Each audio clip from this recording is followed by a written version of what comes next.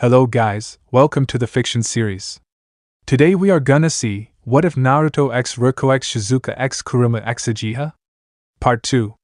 If you want more awesome fanfiction like this, don't forget to hit that subscribe button. So without wasting any time, let's get into the video. Don't think too badly of us.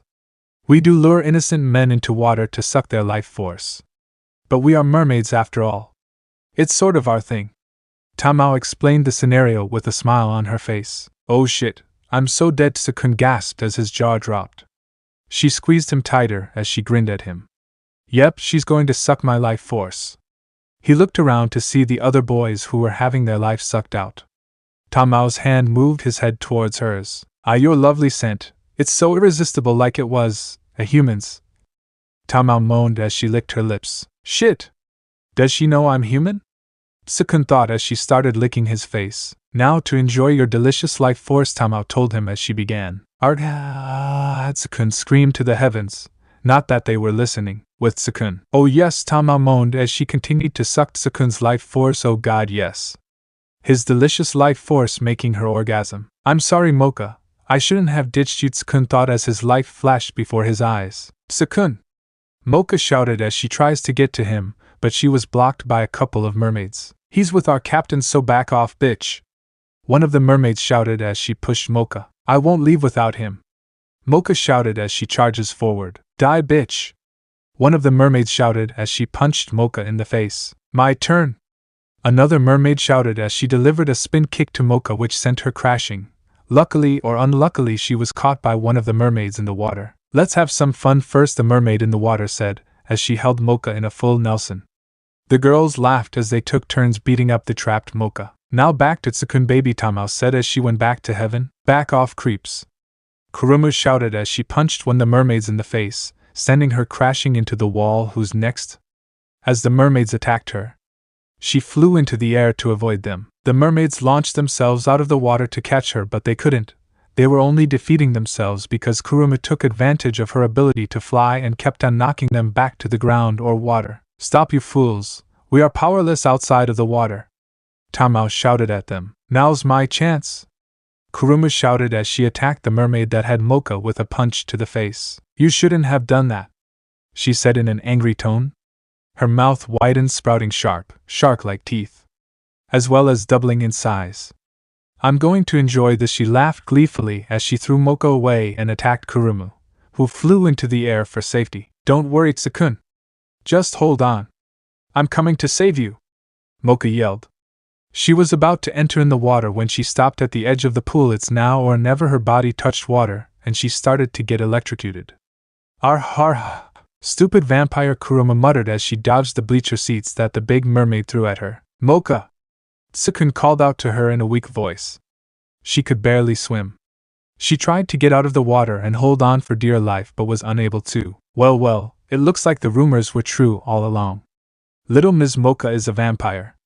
Tamao mocked. Mocha, what's wrong with you? You know that water is a major weakness for vampires.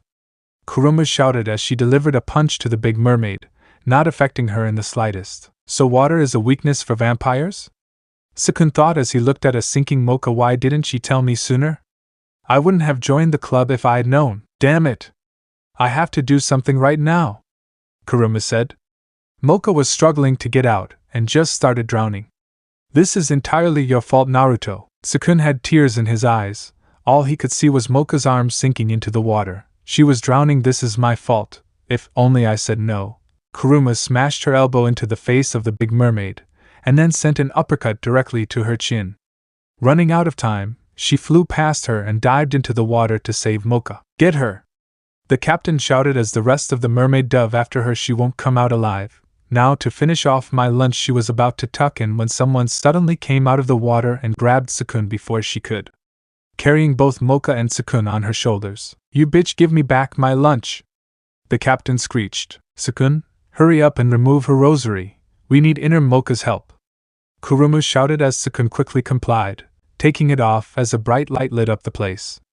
The pressure from the transformation scaring some of the bystanders enough to soil their trousers. Now listen. You have been nothing but a pain in my ass.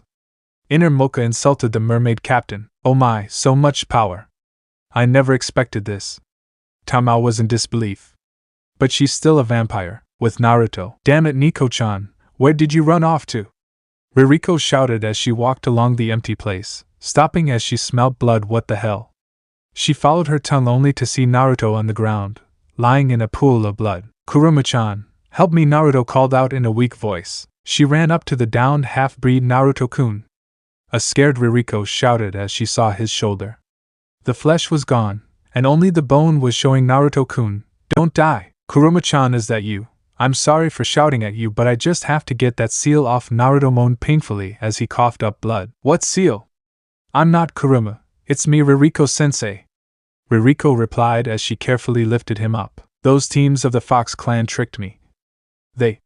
His face became pale as he suddenly fainted. Shit, Naruto-kun, hold on. Rirko shouted. She thought about taking him to the nurse, but she changed her mind. She didn't want the person who did this to Naruto to go back and finish the job. I know. I'll take him back to my room and nurse him back to health, Rirko finalized as she walked through the hole in the wall, taking Naruto to the teacher dorms without anybody seeing her. Kurumu, Mocha vs. Mermaid. Know your place. Mocha shouted as she attacked the captain, who dove under the water to avoid the attack. Get out here, bitch. Without warning, a huge wave crashed onto Mocha. Although she was still standing, it was obvious she was in a great amount of pain. The lighting arcing across her body proved that. My, you look awful. You're sparking like crazy, and I imagine that you must be in quite a bit of pain right now. Tamao insulted. Don't flatter yourselves. A pathetic little girl like you, I could beat you in my sleep. Inner Mocha countered with a snide tone. Stop pretending that you're better than me and that it doesn't hurt, whore. Tamao was pissed.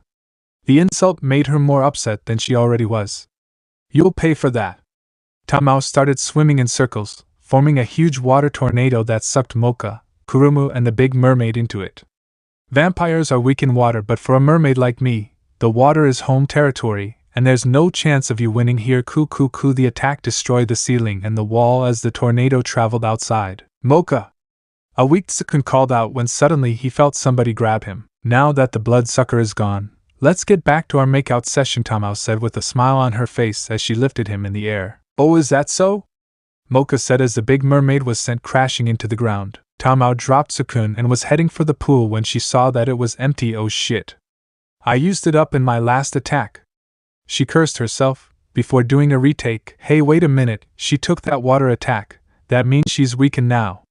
A smile came to her face as she charged towards Mocha. Die, know your place. Mocha gave the mermaid a powerful kick to the face. It sent her crashing into the wall before she fell to the ground, leaving a body print in the wall. She should have known that a mermaid out of water isn't exactly in their home territory. Kurumu said, crossing her arms as Mocha fell to her knees, Sukun coming over to help her. She looked up at him before slamming him against the wall, and slapped him in his face. Ow! Sukun rubbed his red cheek where she slapped him. You listen to me, stupid human. You don't know a single thing about her, so don't pretend that you do. I wonder why I'm even acquaintances with you in the first place. You're only an immature boy who only thinks for himself. Inner Mocha grabbed her rosary from his hand and dropped him on the ground, already starting to walk away. Think of her feelings sometimes. She was crying her eyes out. Damn it, Mocha, he's still weak from the mermaid sucking out his life force, Kurumu shouted as she ran over to him. Like I care, now tell me where that half-breed is. I have a score to settle with him, Inner Mocha replied. Like I care where that team is, Kurumu muttered. Well, looks like trouble in paradise, Inner Mocha replied with a smile on her face. That is what you get for being around monster that is stronger than you. The next day. Remember, boys and girls, the assignment for the history of monsters is due tomorrow, Nikanome shouted as the students left the class, waiting one down before they could leave. Kurumu-chan, I need to speak to you. Naruto-kun did not come to class today. Wait, why should I care? Kurumu thought as she packed up her books into her bag. Maybe I shouldn't have been cold to him yesterday. Wait, that team deserved it. He didn't want to save his friends. Kurumu-chan! Nikanome shouted, gaining the girl's attention. Yes, sensei? Kurumu replied as she walked toward Nikanome. Do you know where Naruto-kun is? Nikanome asked as she saw the unsympathetic look in Kurumu's eyes. Why would I know where that fool is? Kurumu shouted, then she ran out of the classroom. What the hell happened between the two of them after I left yesterday? Nikanome thought as she looked at the empty classroom and sighed. I hope you are alright, Naruto-kun, with Mocha and Sukun. Mocha, I'm sorry, about yesterday. I wasn't thinking of your feelings and I was being selfish. Do you accept my apology? Sukun asked her as he nervously waited for an answer. It was silent for a couple of seconds or so. Then he saw her smile. Of course I accept your apology, silly. But if you really want to join any other club that I don't want to join, then just tell me. I won't hold against you. Mocha said. Sukun was happy she accepted his apology. But he didn't want to join any club that Mocha wasn't a part of. That's nice, Mocha, but to be honest, I don't want to join a club without you in it. Sukun replied as he looked into her eyes. No, I'm fine with it, really. You don't have to worry about me. A blushing Mocha said as she looked at the ceiling. 2 days later, the hallway. I can't believe that we haven't joined a club yet, Mocha said as Sukun nodded his head. A voice came out of nowhere above the two of them. They both looked up and saw Ms. Nikanome. Well, why don't you two join the newspaper club? She offered. Newspaper club? Mocha and Sukun both asked. Yep, you see, I'm the faculty advisor. They both thought about it. Well, Mocha, I think we found ourselves a winner. What do you think? Sukun asked her before he could jump to things like he did with the swimming club. It sounds like a perfect fit.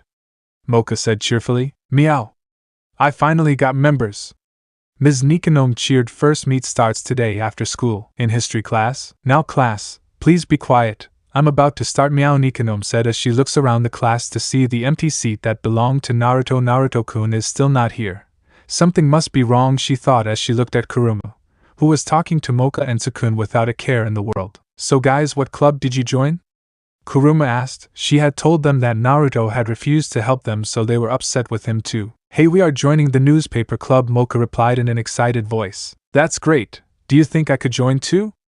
Kurumu asked as she looked at Sukun. The brown-haired boy looked at Mocha first, who nodded her head. I'm sure that sensei would let you join. Now class, today we will be talking about the history of Yokai Academy, Nikanome said as when suddenly the door opened and Naruto walked in. Whispers broke out amongst the classroom. I heard he was dead. Naruto-kun is alive. I knew it. Damn half-breed. Sorry to be late, Naruto said as he handed her a note, and went to an empty seat at the back of the class that was near the open window, and sat down. He didn't sit beside Kuruma-san. Finally she dumped that thing. Now I can ask her out. Yes, Naruto-kun is single. I wonder what happened after I left them, Nikanome thought as she looked at the excuse Naruto gave her. I will explain at lunch, signed by Rirko. Later in the class. Now guys, we are going to put you in groups for the next activity, Nikanome informed the class as she took up the register. Please let me be paired with Mocha. I want Naruto-kun. Please God, I want Kurumu to be my partner. Mocha and Sukun. Nikanome called the names. Damn it. Why God, why? Naruto and Nikanome said as she looked around. Kurumu. Lucky bitch, a blonde-haired girl said. I don't want to be paired with somebody who abandoned me, Naruto said, shocking the class. You're the one who abandoned your friends, you selfish half-breed. She instantly clutched her hands over her mouth as she realized what she said. Naruto, I am sore. Whatever. I should have known that you were like everybody else, Naruto replied as he jumped through the open window. Naruto, class isn't over. Nikanome shouted while looking through the window, but Naruto was nowhere to be found. Damn it. Lunchtime. Damn it, Naruto. Where are you? Nikanome said as she collected her lunch, which consists of fried fishes with some fish cakes and a glass of milk. This is my fault. I shouldn't have left them alone. Nico-chan, what's wrong? I've been calling you for 5 minutes, Rirko told her as Nikanome sat down. Sorry, Rirko-chan, but I have a lot on my mind, Nikanome replied as she looked at her best friend. Is it about Naruto-kun? Rirko asked. So you heard about what happened in my class, Nikanome said as she held her head down. Yeah, I heard the students talking about it, Rirko replied as she took a bite of her sandwich. Yeah, and it's my fault. I shouldn't have let them alone, Nikanome said sadly as she told her friend what happened. I know, Naruto told me about it, Rirko replied, which shocked Nikanome. And it's not your fault, it Kurumu's. What do you mean by that? Nikanome asked. After you left, Naruto was trying to get the seal off him by any means necessary, Rirko informed her. When I found him I could see the bones on his shoulder, the mental picture making Nikanome almost hurl. I see. Now tell me, why are you blaming Kuruma-chan? Nikanome asked. She abandoned him in his time of need and he nearly bled to death. The selfish bitch. Rirko roared in anger. Easy, Rirko. We need to talk to Ageha-chan first. Later with Naruto. I thought I could rely on her. I guess I was wrong, Naruto said as she sat on the branch in one of the tallest trees in the forest. She's nothing like Ageha-chan. He looked at the peaceful scenery around him. Sometimes I wonder why I tried to make friends. Every time I do they either betray me or turn their backs on me, Naruto said as he heard the bell ring. It looks like school is over. I need to get to Rirko before she comes looking for me. Too bad she won't find you, was all Naruto heard before he dodged a punch that destroyed the tree. Who the hell are you? Naruto shouted as he landed on the ground. The boy landed on the ground, and the first thing Naruto noticed about him was that he was wearing a karate uniform and a mask that covered his face. I'm the Wind Lord and I'm here to take you down. Ha ha ha. I see that Team Q thinks you can beat me just because you use wind and I use lightning, Naruto replied with a smile on his face. I wouldn't be smile if I was you because wind beats lightning, the masked fighter shouted as he attacked Naruto. Naruto's lightning armor appeared around him as he attacked two lightning straight, empty fist hole puncher. The attacks collided, sending a shockwave through the forest as a crater formed beneath them. What the hell is going on? Wind beats lightning. He screamed as Naruto overpowered him and pushed him back. Is that all you got? I thought wind beats lightning, Naruto mocked him as he vanished from sight. You were wrong. He delivered a powerful kick to the masked fighter's back, sending him crashing through the trees. Black lightning bomb.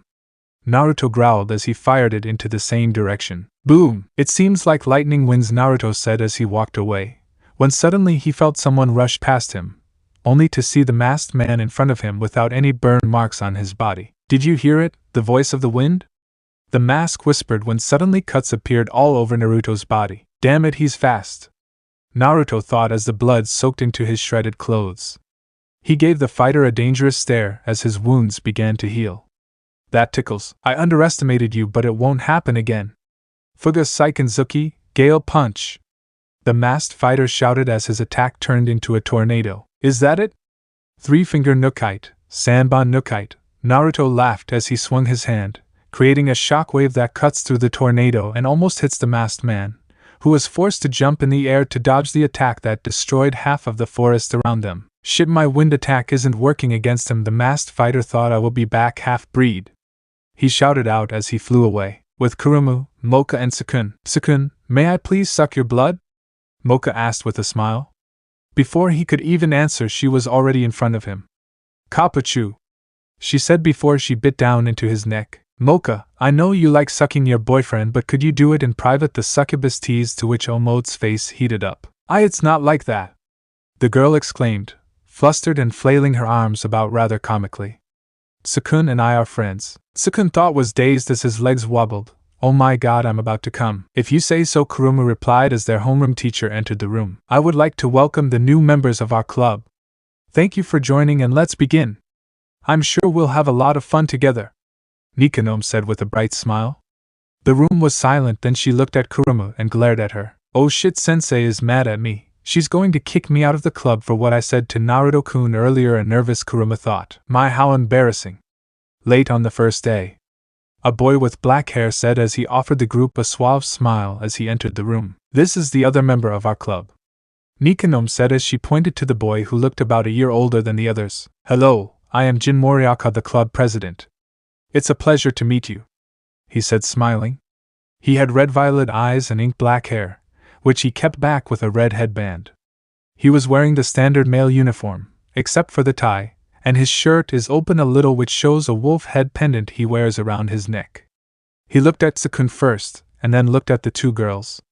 In an instant he was in front of them with a bouquet of roses for the both of them. Sensei told me about the new members, but she failed to mention how beautiful you two are, he said as he handed the bouquet to them. Jin is the only second-year student that is on the club. If you have any questions, please just ask him, Nikanome explained. You can count on me, he said as he gave the group thumbs up. Alright then. I have a staff meeting to go to, so I'll leave them in your care, Jin, the teacher said as she left the room. Alright, leave it to me, he told her before the door closed. Once the teacher was gone, he looked at the remaining 4 residents seriously and began to speak. Well, let's see. First, I'll give you the explanation of just what kind of club it is. The goal of the newspaper club is to publish the school newspaper. Most of your activity will be reporting in all kinds of things within the academy and putting them in the newspaper. We'll be put into dangerous situations time after time for the sake of reporting. I'll tell you right now, this isn't going to be an easy ride.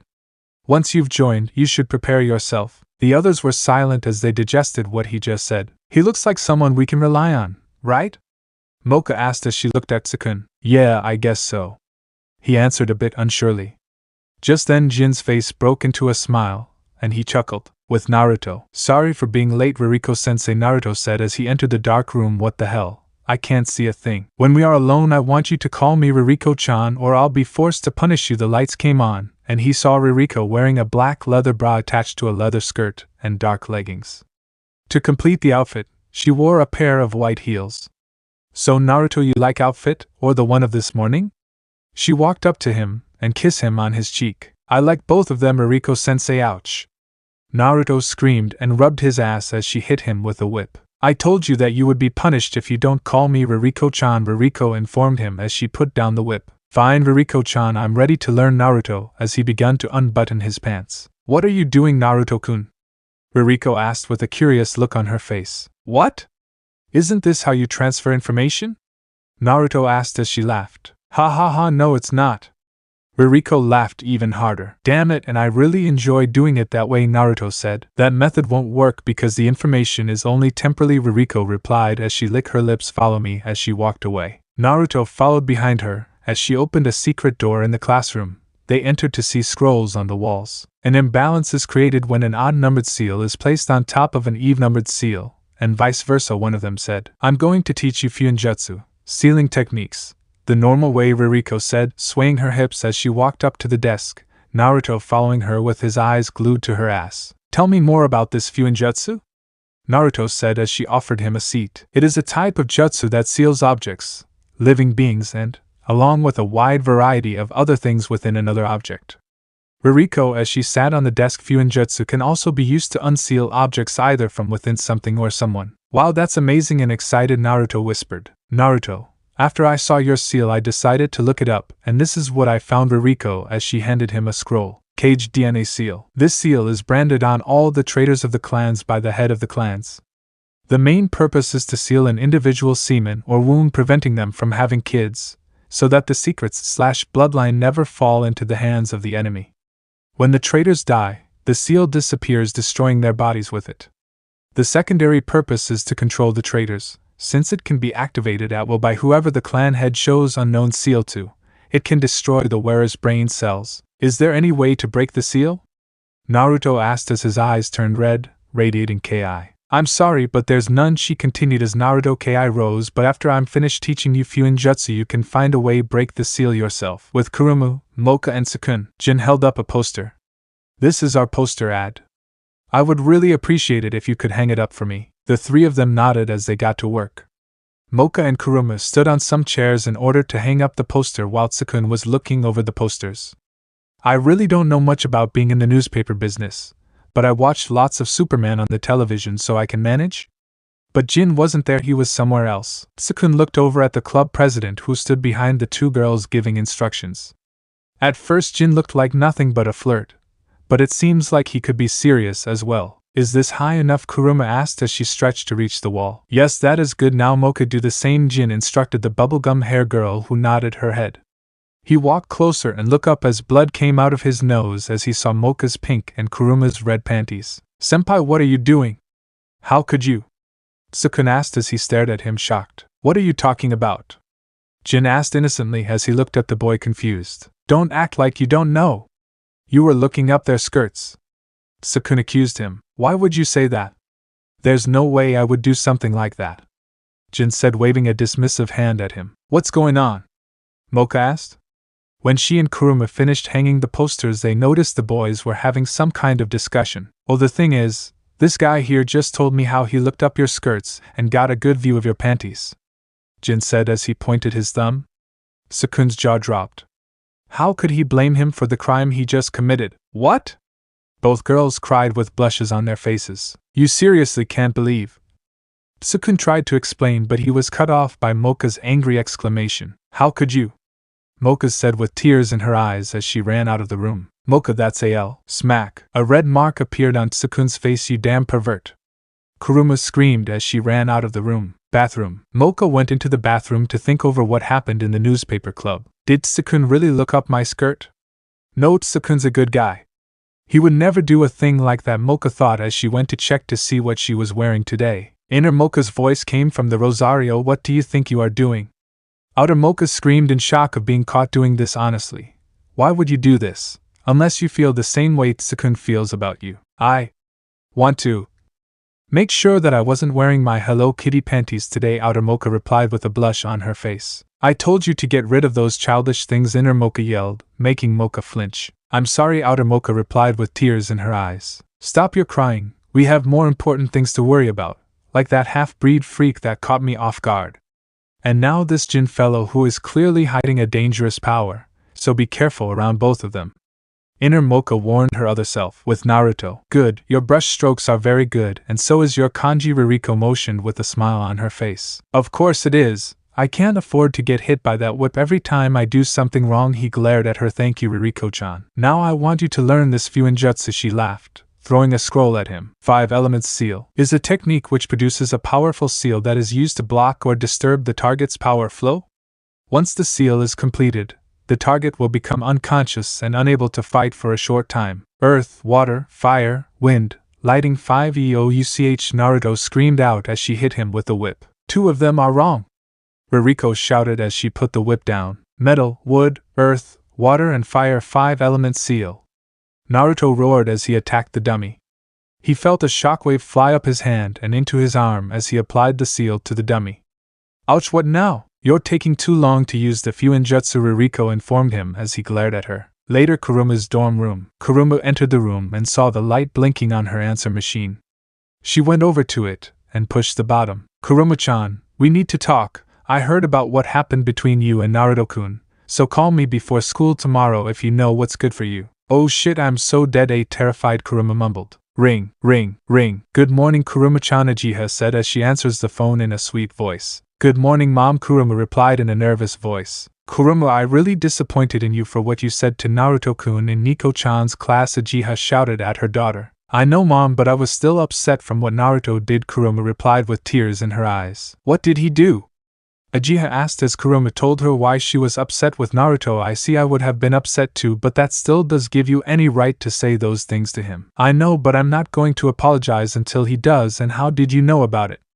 Kurumu replied. A friend told me, and she also told me why Naruto is upset, Ageha replied as she tells her daughter, don't tell anybody, especially Naruto, that I told you. Oh my god, how could his own family do such a thing to him? Kurumu said with tears in her eyes, and I left him without looking at him. Naruto has all right to hate me. You and Naruto need to talk to each other and explain your sides of the story before it's too late to save your friendship, Ageha said. Later at school. Mocha-chan, said Vampire, stopped in her tracks and turned around to see Tsukun running up to her. He stopped in front of the 2 girls and caught his breath before straightening up. Mocha did not reply. She is giving him the silent treatment. What do you want, pervert? Kurumu shouted at the human. Tsukun fidgeted on the spot slightly. Look, I want to, he murmured before bowing slightly to Mocha, surprising her. I'm sorry for yesterday, and it's all Jin's fault. Mocha sighed before placing her hand under Tsukun's chin, forcing him out of his bow to make him look up at her. Don't worry about Tsukun-kun, we all make mistake. The human blushed slightly at the contact but smiled at her nonetheless. So my apology is accepted, right? Yeah. Apology accepted. Mocha replied. Then they both looked at Kurumu. What?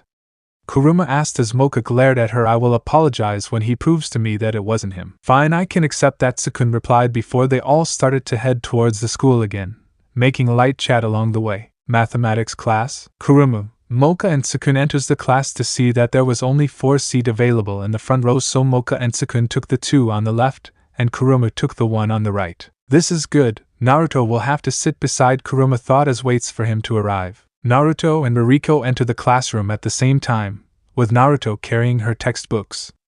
Thank you, Naruto-kun. You're welcome, sensei, Naruto replied as he walks away, only for Rirko grabs his hand. Naruto, you are my teaching assistant, so you will be sitting beside me from now on, as she shows him to his seat. Damn it, lucky bastard, filthy half-breeds. I hate that hag. Damn it, looks like I have to wait until lunchtime, Kurumu thought as she looks at Naruto. Now class, we will continue on algebra. So Tsukun-kun, please come to the board, Rirko said. Damn it, why me? Tsukun screams in his head as he began to sweat as he reached the board and attempt to solve the equation the teacher puts on the board. No, Tsukun-kun, 1 is not the answer, Rirko tells him as the entire class expect Mocha and Kurumu began to laugh. What a dumbass. Stupidest monster alive. He must have fallen of the idiot tree and hit every branch on his way down. During the entire class, Kurumu tried many ways to get Naruto's attention, but he wouldn't give it to her. Lunchtime. Sukun sat on the stairs waiting for Mocha and Kurumu, who were using the bathroom. He was tired from being continuously drained by Mocha, but he loved every minute of it. Damn it, what the hell is taking them so long? Hey, Sukun-kun! A voice called out to him, the warm afternoon seeming to stretch out the words. Mocha-chan, what took you so long? Where is Kurumu-chan? Sukun asked with a smile on his face. She left the bathroom before me, so I went to look for her, Mocha replied as she sits beside him. I did not find her, so I came back here. Oh, she must be in the lunchroom, Sukun said as Mocha got even closer as started licking her lips. Yes, Mocha, go ahead. Thank you, Sukun-kun. You are the best, Mocha replied excitedly as she sank her teeth into his neck and started drink the honey of the gods. Oh yes, that's the stuff. Oh yes, suck it harder, Sukun moans as Mocha continues to suck his blood. Thank you, Sukun-kun. Now let's go and get some lunch? Mocha said as finished her meal and got up. Just give me a minute, Sukun replied as he got up and felt a little woozy. Sukun-kun, are you alright? A concerned Mocha asked. I'm fine, Sukun replied with a smile on his face. Then the last one, there is a slug monster, Mocha shouted as she runs off. With Naruto, my favorite meal of the day, ramen, he shouted to himself as he went to get some of the food of the gods. Acquiring 4 bowls of chicken ramen, he sat down at a nearby table and ate silently and ate slowly. A half-breed, that's my seat. A rather plain-looking boy with spiky white hair and a scar over his nose and on his left cheek as he stood over Naruto with a beepy smirk that Naruto completely ignored him as he continued to eat his bowl of ramen. I'm talking to you, punk, the boy yelled angrily. Can't you see I'm eating? Naruto replied was eating his 3rd bowl. Kurumu walked into the lunchroom looking for him. It is a perfect chance to win back his friendship by defending him, then she could get to explain her side. She walks over when she saw the boy knocking the ramen out of Naruto's hand. Oh shit, this can't be good. Her mother had told her that Naruto doesn't like to spill ramen. Naruto watched as the bowl shattered upon contact with the floor. Before the boy even knew he had moved, Naruto grabs onto his wrist, and a sick snap was heard. Erg. The monster screams out in pain as he clutches his right wrist. No one messes with my ramen. As he grabs the other hand, another sick snap was heard. Ard har. The boy screams out again. Next time you will learn to keep your hands to yourself, Naruto said as he went into the boy's pocket and took out some money to buy back his ramen. Naruto-kun, can I talk to you? A nervous Kurumu stood in front of him. Get out of my way, monster, Naruto as he pushed her aside and walked out of the lunchroom as tears came down Kurumu's eyes. He didn't even use my name. With Jin and Sukun after school. Why are we at the side of the school? Where is Mocha? Sukun asked. You need to relax, she will be here soon, Jin said with his usual friendly smile plastered on his face. By the way, Mocha-san was pretty pissed off yesterday, huh? He asked. Yeah, she wouldn't talk to me at all, he growled out as he glared at the president, who didn't seem bothered by it at all. Sorry about that, he said, but it was clear that he wasn't. Yeah right, Sukun thought. Well, now that we're here, I need you to look through the window over there, Jin instructed as he pointed at the window he wanted them to see. Why? Sukun asked. My way of apologizing for yesterday's incident, he said. Watching him carefully, Sukun finally nodded and stood on a nearby drum so he could reach the window. You know what's weird? Mocha-san is much better looking than what I heard. Who knows, I think I'm falling in love with her. Weird, huh? He said casually. I swear that I will make her my woman, he promised with a smug smile. Why is he telling me this? Sukun thought. Sukun was about to ask Jin what he meant when he heard a sound coming from the other side of the window. When he looked through, his face grew bright red as he looked at a group of girls undressing. Jin-senpai, this is, he tried to say as he turned his head and paled when he saw a flash of light and a camera in Jin's hand. Girls' changing room? I know, he said smirking as he showed him the picture he took of Sukun looking through the window. Hey, look, a pervert. And the last thing Sukun saw was fists before he went to sleep. Sukun woke up and looked around to see that he was alone. Jin had managed to run away. Shit, what should I do? He panicked as he heard the sounds of footsteps coming around the corner from both directions. Sukun, you are the pervert? A shock, Mocha asked. He looked up and paled when he saw Mocha and a group of angry girls glaring at him. Now, Mocha ladies, this is actually a pretty funny story. He tried to explain, but it fell on deaf ears and he was forced to feel the wrath of angry females. With Naruto and Rirko. Rirko-chan, do you think this seal will help me? Naruto asked as he gave her the scroll. The evil sealing method suppresses seal on a person. Seals of weaker power can be completely suppressed by this technique alone, but for seals of higher power like your seal, it will cause the seal's power to become dependent on the recipient's own willpower to some extent, especially if the sealer is not experienced enough to strengthen the seal with his own power. Rirko finished reading the scroll. This could work for the time being, but we still have to find a way to break it. Hi Rirko-chan, Naruto replied with a smile on his face. Knock. Are you expected somebody? Naruto asked. Yeah, I have a tutoring session, so go and work on the seal, Rirko replied. I could help if you want, Naruto offered. I thought you would next ask, Rirko replied with a sadist look on her face as she walks up to Naruto and rip his shirt off. Hey, be quiet, I don't have anything for you to wear, so we have to make do, she replied as rubs oil all over Naruto's well-muscular chest. Now go and open the door. Ririko-sensei. It's me, sure, Jimmy Chuno, the red-haired girl shouts as she knocks again, and the door opens. Sensei, what? Oh sweet God in heaven, as she saw Naruto's well-oiled chest and rocket back with a nosebleed. Never expected that to happen, Naruto said. Hurry up, Naruto-kun, I want to start the lesson now, wow, Rirko said in a seductive voice that makes his manhood hard. Later on the roof with Mocha. Night descend onto Yokai Academy with the moon hanging proudly in the sky, shining light down onto a certain vampire. Mocha held onto the bars that were on the roof she was on as the soft breeze ruffled her hair slightly. I can't believe I forgave the pervert. I see the moon brings out your beauty, Mocha-chan. The pinkette turned around to see Jin, with a smile on his face. It's a beautiful evening, don't you think? It's even a full moon tonight. Jin-senpai, why are you looking at me like that? She was slightly scared. Nothing, just wanted to see you panties again, Jin said with a charming smile as he walked closer to her. What are you talking about, you? Oh my God, it was you. You are the pervert, Mocha shouted out. Kukuku, yes, it was me, and poor Tsukun-kun. He suffered because of it. Jin laughs as he walked closer to her. Yep, everything went according to plan. It's get cold now, so I have to go back to my dorm. The vampire took a few steps away from Jin as she noticed an almost predatory gleam shine in his eyes. It was for naught, however, as the newspaper club's president suddenly appeared beside her and wrapped an arm around her shoulder. Well, I guess I'll keep you warm tonight then, huh? Jin smiled down at the shorter girl as she tried to squirm out of his grasp, but he just held her tighter. Let go! She strengthened her struggles, but Jin was surprisingly strong and managed to hold her in place. Why? Am I not holding you tenderly? No! You just felt me up. Jin's smile widened as the girl kept struggling before he pointed his thumb up at the moon and laughed lightly. Well, it's a full moon, isn't it? On the night of a full moon, I'm overcome with a feeling of power, and I suddenly lose all control. He looked straight into Mocha's eyes and leaned his face down towards hers. Just give in, Mocha-san, it will only hurt for a second, then you will be in a world of pleasure. I said let go. Mocha cried as she managed to shift her body into the position she wanted and gave him a swift kick to his balls. With Naruto, I think a quick jog will clear my head, Naruto said as he exits his dorm room. He runs towards the football field where he knew he would be alone. Helping Rirko-chan today was fun. I should help more often. As he finally reaches the football field, Naruto started to do some warm-up exercise first, some pull-up, sit-up, push-up, stretching his hands, legs and neck. How many laps today?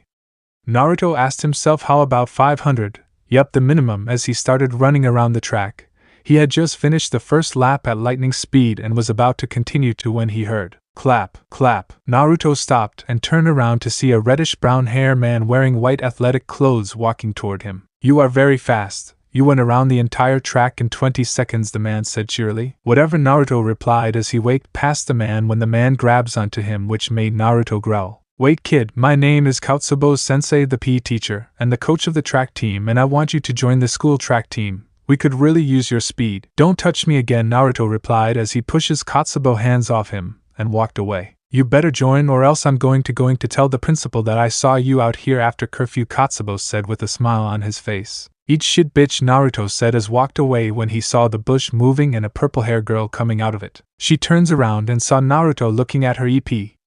As a blush appeared on her face, and she jumps back into the bushes. I don't even want to know, Naruto replied as he walked off when he sensed somebody following him, so he pretended he did not know they were there and led the person into the forest. Come out, I now you have been following me. Beast tearing palm was here. A huge wave of wind came at Naruto, who activates his lightning armor and puts his hands in an X formation as the attack hits him. With Mocha. Senpai? Mocha murmured apprehensively as the second year's body started to transform with Yoki flaring around him. His hands grew claws and gained fur as well as his face, which turned into a canine-like snout, and his body became more bulky overall. Under the full moon, I just get so excited and horny I can't control myself. The werewolf bellowed. I'll make you my woman, Akashi Mocha. If not willingly, then I'll take you by force. No, I don't want to. Mocha flinched away and closed her eyes as Jin's figure towered over her before he lashed out at her with his claws. She didn't even react when someone's arms wrapped around her waist. She did, however, react when she didn't feel Jin's claws connect with her body. She opened her eyes to find Sukun on top of her. Sorry I'm later, but I couldn't find you until Kurumu-chan told me you were on the roof, Sukun said with a smile on his face. Sukun-kun, I'm so sorry, Mocha replied with tears in her eyes. I forgive you. Now go and kick his ass. Sukun pulled the rosary off with a flick of his wrist. Yoki exploded from Mocha's body as her features started to change. Her eyes became red and slitted, her hair became silver, her hips and bust size increased and her expression became sterner. So the rumors were right, and you are a vampire? Mocha-san. Jin grinned at the sight of the vampire, his sharpened teeth glinting under the moonlight.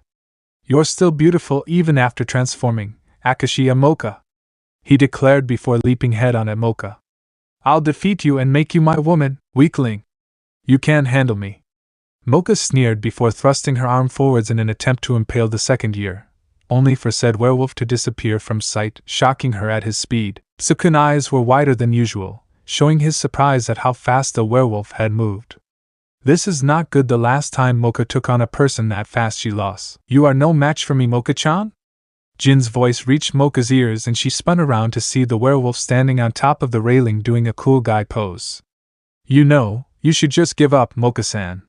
The newspaper club's president leaped at her again. You have no chance at defeating me. His body became a blur as he sped around the rooftop, confusing the powerful vampire. Not while I'm under the full moon. With Naruto. Naruto, who had cuts and bruises all over his body, is using his speed, runs up the tallest tree in the forest, and flies off into the air at the fully transformed Haiji Miyamoto, who looks like a crowman with a beak and wings. Foolish half-breed, the sky is my domain. That true, but with my speed I'm catch you off guard, Naruto thought as he came at the crowman at high speed only for him to dodge it. You forgot that wind is also fast too. Drilling air bullet. Haiji takes a deep breath, and then pound his stomach to apply external pressure, as a highly compressed air ball from his mouth. Har! Naruto screams out in pain as the attack dispels his armor again as it sends him crashing into the ground, leveling half of the forest. Kukuku, it seems like Kyohunch was right. Your weakest is powerful long-range wind attacks. Haiji laughs as he landed on the ground to see the bloody and bruised Naruto on the ground. Cough. Naruto coughs up blood as he tries to get up, only kick him in his face, which sends him skidding across the ground. Arg. Naruto screams out. Why won't you die? Haiji shouted as he flies into the air again. Air bullets. He shoots multiple bullets of air at the down Naruto with intense speed. Boom. Arg. His screams was heard throughout out the campus. With Nico-sensei. Now for a warm glass of milk before bed, Nico-sensei said, and put the glass at her lips when. Arg. That sound like Naruto, Nico-sensei shouted as she threw away the glass and rushes through the door in her robe. With Rirko. Rirko was on the internet outbidding a woman for the latest S&M outfit. Why won't you let me have it? As she jumps out of her seat when she heard. Arg. Naruto-kun is in trouble, Rirko shouted as she jumps through her window, leaving the woman to win the outfit. With Kurumu. Mom, I tried everything to get him to talk to me but keeps on ignoring me, Kurumu said with tears in her eyes as she talks to her mother on the phone. What should I do? That easy, all you have to do is. Arg. That sound like Naruto. He could be in trouble, Kurumu shouted as she throws the phone down and flies through her window. No! Not Naruto-kun. Kurumu-chan, you have to help him, Kurumu. Kurumu! Ageha shouted through the phone. With the headmaster. It seems like you took on more than you can chew, Naruto-kun, the headmaster said as he walked towards his window and looked in Naruto's direction. I did warn you, but you did not listen. Mocha vs. Jin. Jin slashed his claw at Mocha once again. But unlike last time when Sukun had saved her, Mocha was able to see it coming and grabbed the second year's furry right wrist tightly with one hand. Why? He muttered in shock before looking up at the sky, or more specifically the moon, only to see it covered by the clouds. Oh crap! I can't use my full powers when the moon is hidden behind the clouds like that. Arg, what was that? It sounds like Naruto-san, Sukun said. No! That can't be happening, I'm one who is supposed to put him in his place, Inner Mocha shouted. Got you now, woman, Jin roared as he attacked the distracted Mocha with his free hand, but she catches that one too. Do you really think that someone like yourself would actually be suitable to be with me? Mocha in a mocking voice, I have to beat this guy fast so I can save the half-breed, then put him in his place myself. Of course I do. Jin barked back before wincing slightly as Mocha increased the pressure of her grip on his wrists. Wait a minute, I'm not done yet. I can still defeat you even without the help of the MO. Before the second year could even finish his sentence, Mocha lifts Jin off the ground at a fast pace and slams Jin's head into the ground, causing a crater, then spins him around and sends the werewolf rocketing away from his position until he went through the bars that were on the rooftop, letting him freefall straight towards the unforgiving ground. Half-breed, I'm coming, Mocha shouted as she jumps off the roof and lands on the ground softly. Mocha-chan! Wait for me, Tsukun shouted. With Naruto. Was that it? Naruto said as he got up with a smile on his face. What the hell are you? Your worst nightmare, Naruto replied as he started to glow white as lightning surrounds him. I hope I can go into it without dying as he shoots up into the clouds. What the hell is going on? The chrome monster shouts as he saw lightning flashing across the sky and starting to take shape before it attacked him. I'm getting out of here as he tries to fly off when he heard a roar behind him. He turned around, saw a huge black dragon made of lightning coming at him at speeds that he could not match. Cuckoo, you will never escape, monster, a booming voice laughs. Arr, the crow man screams out in pain before his body was vaporized as the dragon swallows him. Boom! With Nico-sensei and Rirko, the two teachers met each other on their way to Naruto, and two of them runs as fast as they can. Oh shit! Rirko shouted. No, anything but that he could die, the frantic Nico shouted. What do you mean he could die? A scared Rirko asked. No time to talk, we have to get to Naruto now. With the headmaster. So that's Kirin, you truly are Minato's son, the headmaster chuckled. With Q. No!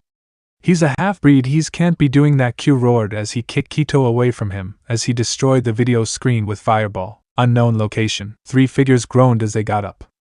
God damn it, what the hell happened?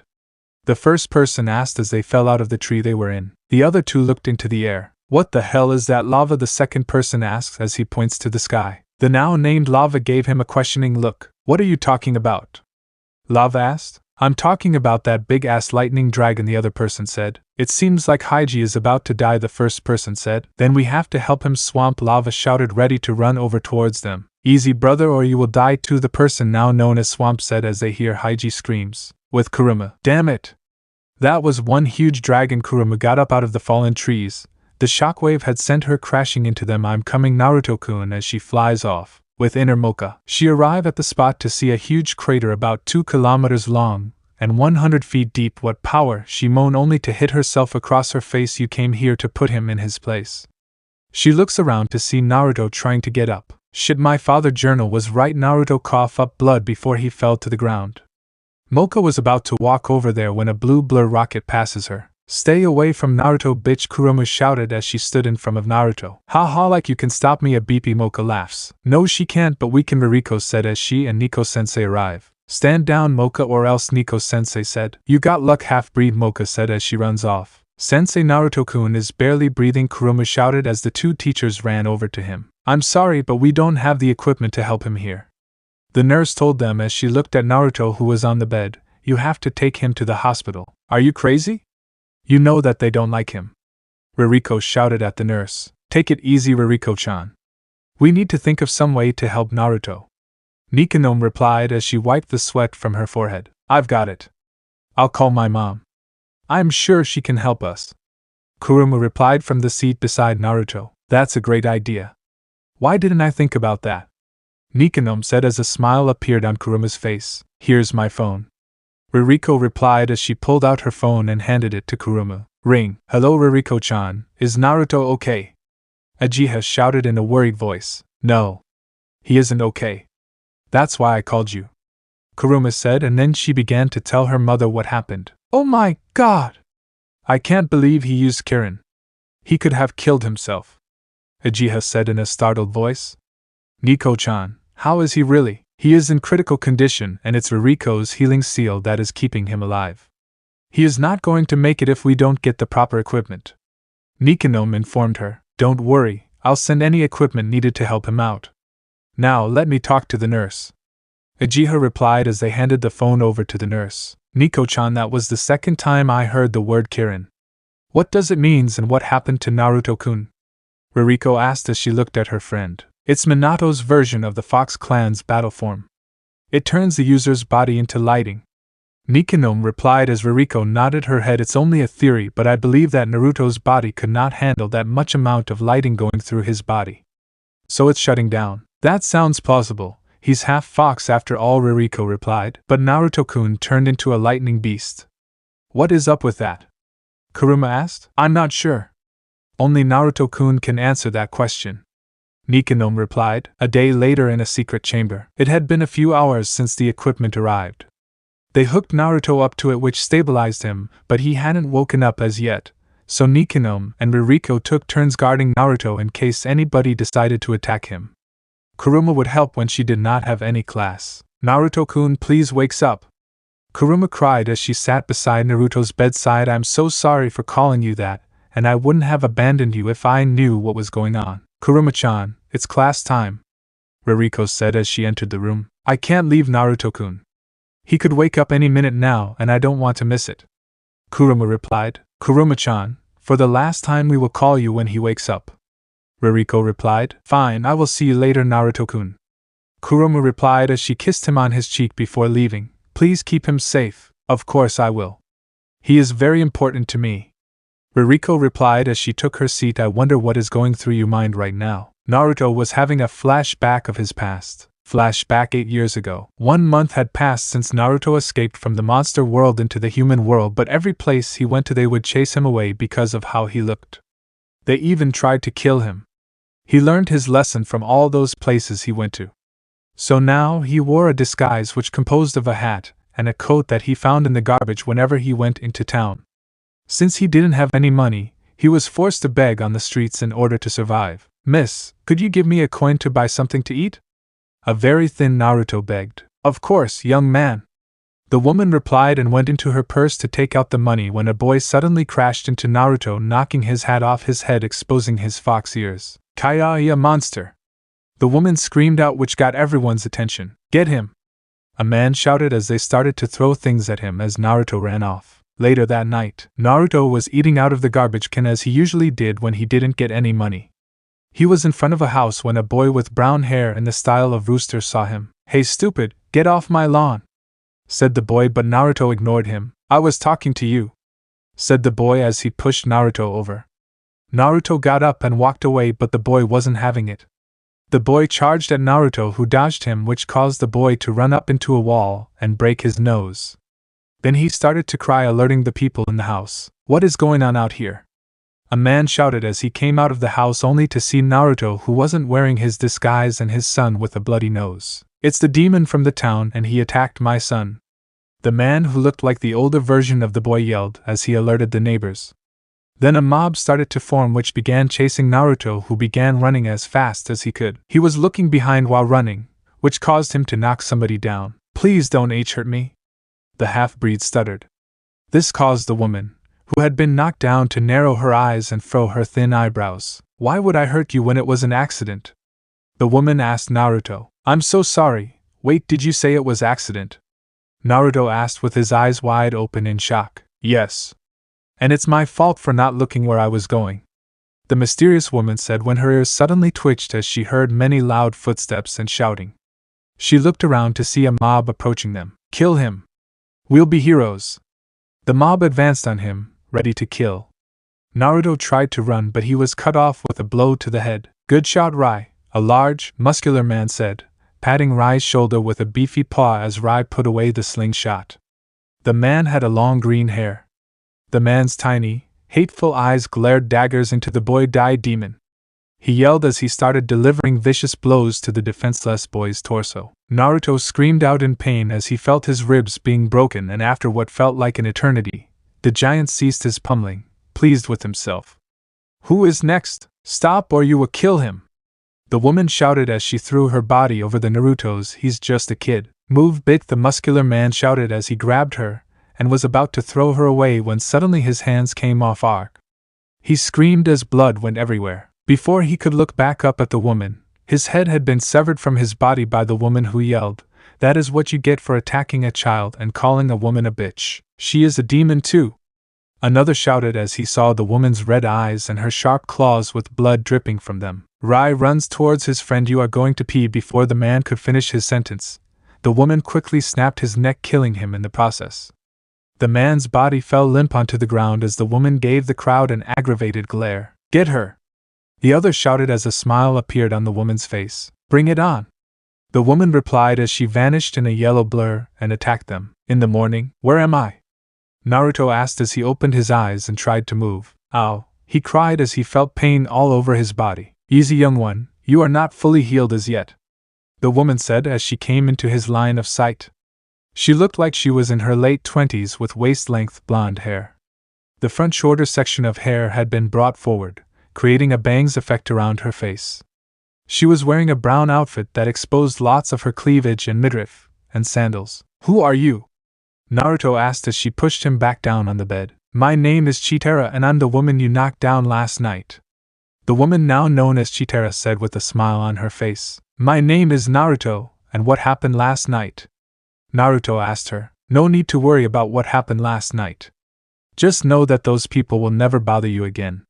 Chitara told him. Thank you, but why did you save me? I'm a freak. Naruto replied with his head held down. Then we freaks must stick together. Chitara replied as she used her hands to lift up Naruto's head. You are a monster too?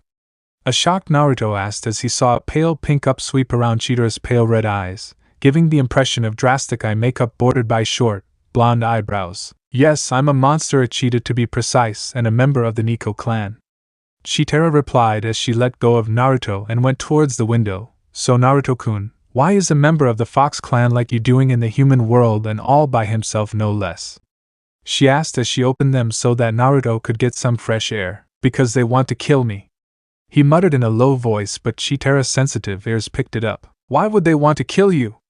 Chitara asked as she walked towards him. You don't look that dangerous to me. They want to kill me because I'm a half-breed. Naruto held his head down in shame, but Chitara stopped him once again. There is nothing wrong with being a half-breed. Chitara scowled at him. You should be proud of who you are. She kissed him on the cheek as a blush appeared on his face. Thank you, Chitara-chan. Naruto replied with a smile on his face when suddenly his stomach made a loud noise. He. Chitara giggled as Naruto blushed. Are you hungry? Yes, I am. Naruto replied as his stomach growled again. Good, because I just finished making our meal. She smiled warmly at him, which caused Naruto to blush. Chitara walked back to the kitchen quickly to bring the food. Naruto sat there, quietly and patiently waiting for the cat woman. After a few minutes, she walked back into the room with 2 large plates, one in each hand. She set one in front of Naruto, and his jaw comically dropped to the table as he drooled. In front of him, on the plate, lay 2 large sizzling steaks and a mound of fried sliced potatoes. The warm, tantalizing smell made him feel slightly drowsy. Chitara saw this and smirked at him. She placed her plate on the table and sat at the head chair. The blonde stopped his gawking and looked at her. She saw that he was waiting for her permission. Chitara smiled and nodded at him. Go ahead, Naruto-kun. Dig in, the Nico said as she handed him a set of eating utensils. He looked at the plate and bowl for a moment.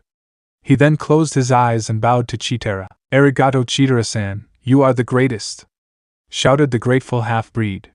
He then started to quickly devour his meal. This caused the Nico to smile before she started to enjoy her own meal. 4 hours later, Naruto was on the bed, asleep as Chitara went to her room and picked up the phone and dialed the number. Ring, ring. Hello, a woman answered the phone. What is Minato-kun's son doing here? Chitara asked. Oh, thank God, you are the one who found him, the woman said in a happy voice as she told her why Naruto was out there. Oh my God, why is this the first time I'm hearing about this? Chitara asked with tears in her eyes. They told me you were informed, the woman replied. Those lying teens, Chitara roared into the phone. What about Minato-kun's will?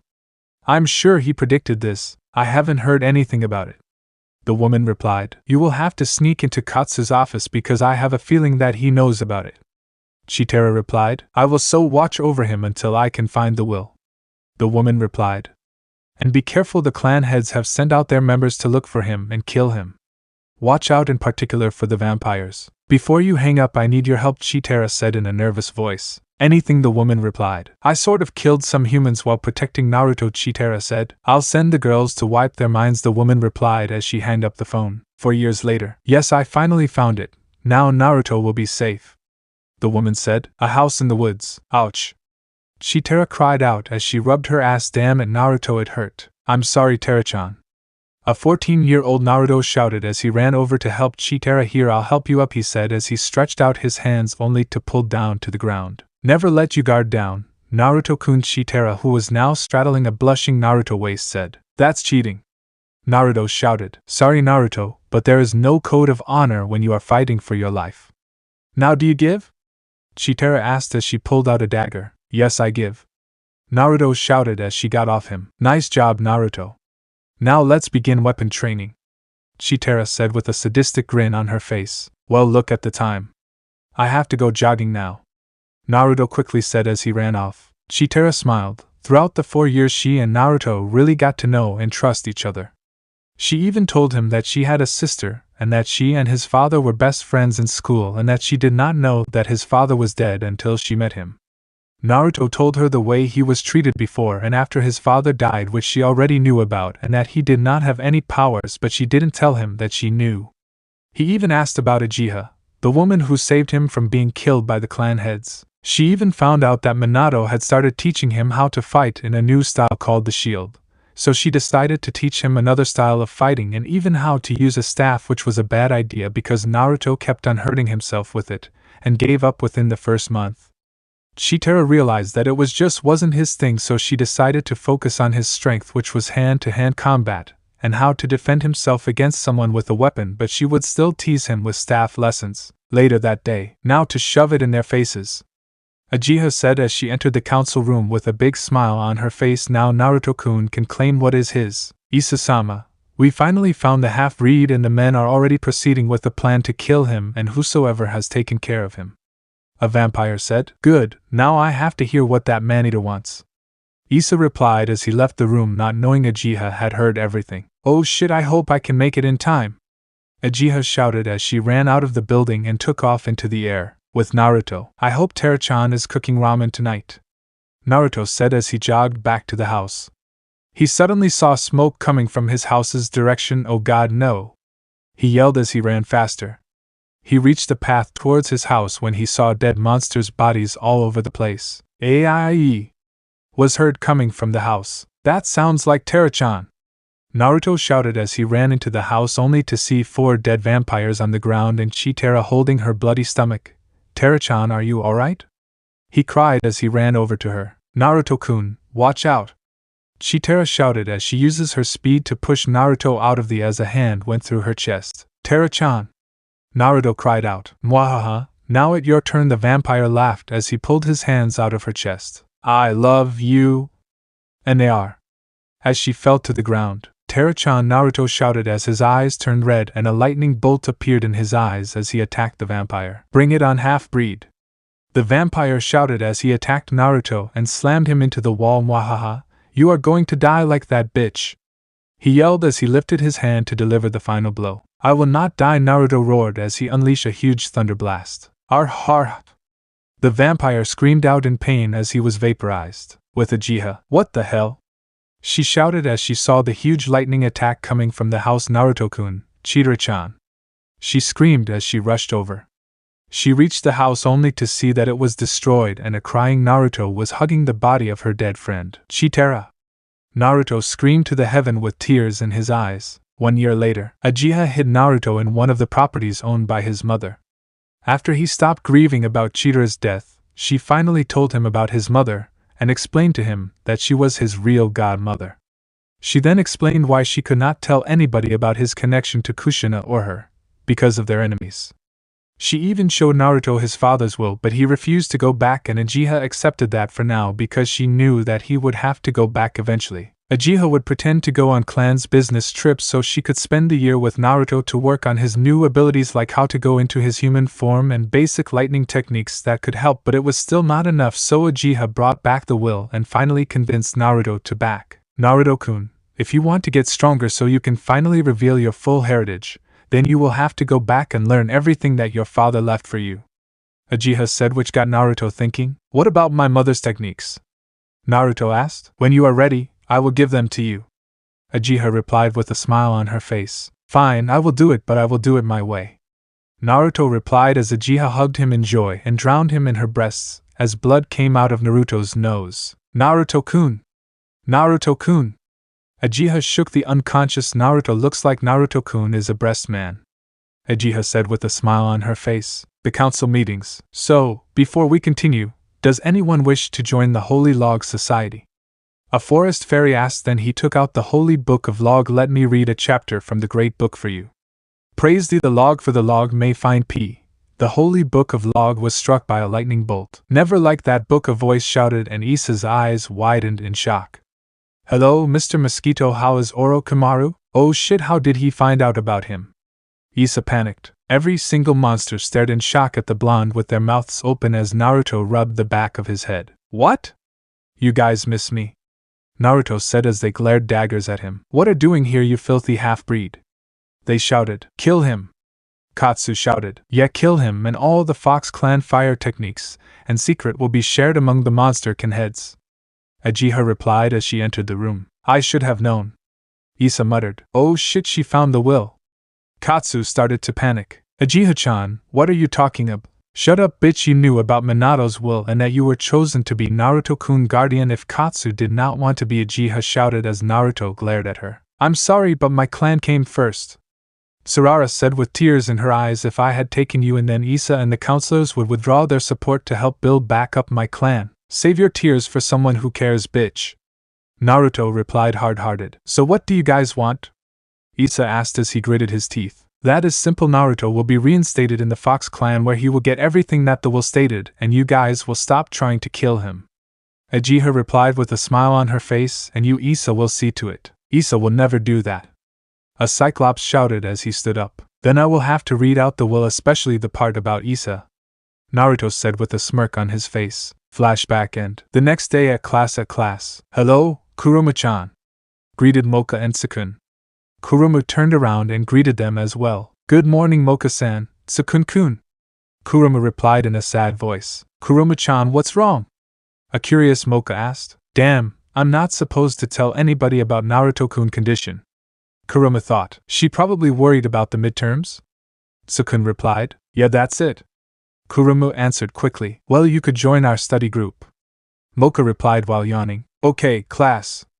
Ms. Nikanome cut off their conversation. In 2 days we will be taking the midterms. These tests are to see where you are placed in the school. It will, obviously, count for your grade. So starting this today we will be revising our lesson. Meow. She meowed as she started the lesson. After class. Hey Kurumu! Where you guys going? Asked Sukun. I'm just going to the nurse's office. Kurumu replied as she picked up her bag. What's wrong with you? You have been going to the nurse's office a lot lately. Mocha said. I'm having succubus problems. Kurumu lied as she patted herself on her back for coming up with such a lie. Well, look at the time. Sukun said quickly with a blush on his face as he packed his bag quickly and ran out of the room. Sukun-kun, wait! Mocha shouted, but he was gone already. When you feel better, would you come meet us at my dorm room after class? Sure, I don't see why not. Kurumu replied as she left the classroom and headed towards the nurse's office. 2 days later, in Q's office. Swamp, where the hell is that half-breed? I'm going to kill him. A tall and average boy with wavy red hair strapped into a small ponytail entered the room to seize a boy who looks just like him but has green hair, and their boss sitting around the table. Easy, Lava. We are working on it, Swamp replied as he looked at his brother. You are not working hard enough. Lava shouted as walked towards his brother. Calm down, brother, Swamp replied in unruffled voice. How can I when my best friend is dead? Lava roared. Easy, Lava, and calm. We are looking for the half-breed, but those bitches seem to have hidden him in a secret location that I don't know about, Q replied, but Lava wouldn't calm down. You are not look hard enough, Lava shouted as he runs out of the room and slammed the door. I can't believe I'm that guy's twin, Swamp said in a calm voice. With Naruto in the nurse's room. Kurumu-chan, did you sleep here? Nikanome asked as she entered the room to Kurumu, who jumped off Naruto. Sorry, sensei. But I could not sleep last night, so I decided to come here, and Rirko-sensei decided to let me in. I see, now go home and take a shower. Your exams start in 1 hour, Nikanome said as Kurumu got up and kissed Naruto on the cheek. I hope you studied because the test isn't going to be easy. Oh shit, I didn't study a thing. Kurumu shouted in her mind as she ran out of the room. Damn it, Kurumu-chan, watch where you are going. Rirko shouted as she came into the room with a cup of coffee. Oh hey Nico-chan. Rirko-chan, I was wondering if you could administer the midterms today, and I'll watch over Naruto-kun. Nikanome asked her friend. Sure, why not? I can always cash in on this favor later, Rirko replied with a smile on her face as she exited the room. Naruto-kun, please wake up soon, Nikanome said as she kissed him on his forehead, because I can't wait to sink my teeth into you. 1 hour later. Now class, Miss Nikanome is not feeling well today, so I will be administrating your midterms. I would say that this midterm is probably one of the hardest tests that have ever been set at this academy, but if you study then you should have no problem, Rirko said as she handed the tests out. You have until lunch to finish, which gives you about 3 hours. You may now start. 1 hour later. Every student had a few difficulties with the test. Sukun, in particular, had a lot of trouble since he only understood about 2/3 of the material. Kurumu was daydreaming about Naruto waking up and forgiving her by giving her a passionate kiss. Mocha, on the other hand, didn't seem to have any trouble. 2 hours later. Hey, I know this one and the next one too, Mocha thought as she ran through the paper. This test is, in fact, some bullshit. Sukun thought. Oh Kami Naruto, that's the spot. Kurumu moaned out only to be hit with the chalk as she looked up to see Rirko glaring at her. Oh yeah, I'm doing a midterm exam, as she bubbled in the answers. 3 hours later. Mostly everyone finished the test. Those who did not were forced to turn it in anyway. Okay class, you are free to go to lunch. The results will be up tomorrow. The whole class rushed out of the room. Let's go, Mocha, Sukun called the pink-haired vampire who had just finished packing her bag. Coming, Sukun-kun, Mocha replied as she saw Kurumu getting up. Are you coming with us this time? Well, of course she is, Rirko said, pushes Kurumu towards them. With Naruto. Naruto tried to open his eyes, but they felt very heavy. His sense of taste and smell were functioning properly.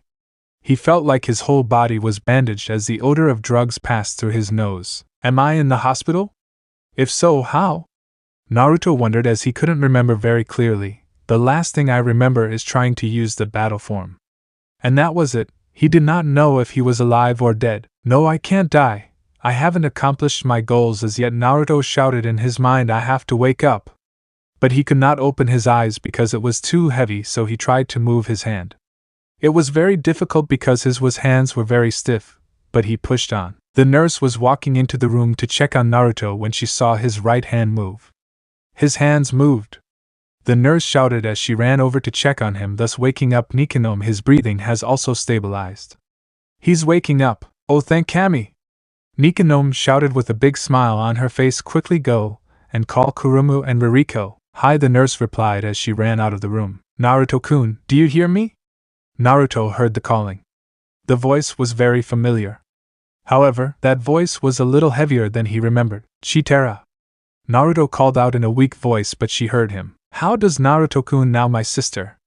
Nikanome thought as she looks at Naruto. No, Naruto, it's Nikanome-sensei. The cafeteria. Sukun-kun, let's go get some more food, please, Mocha said. Sure, Mocha-chan. Sukun walked with Mocha to the lunch line. Kurumu, are you coming? Sure, why not, Kurumu replied. Kurumu. Rirko. Please come to the nurse's office.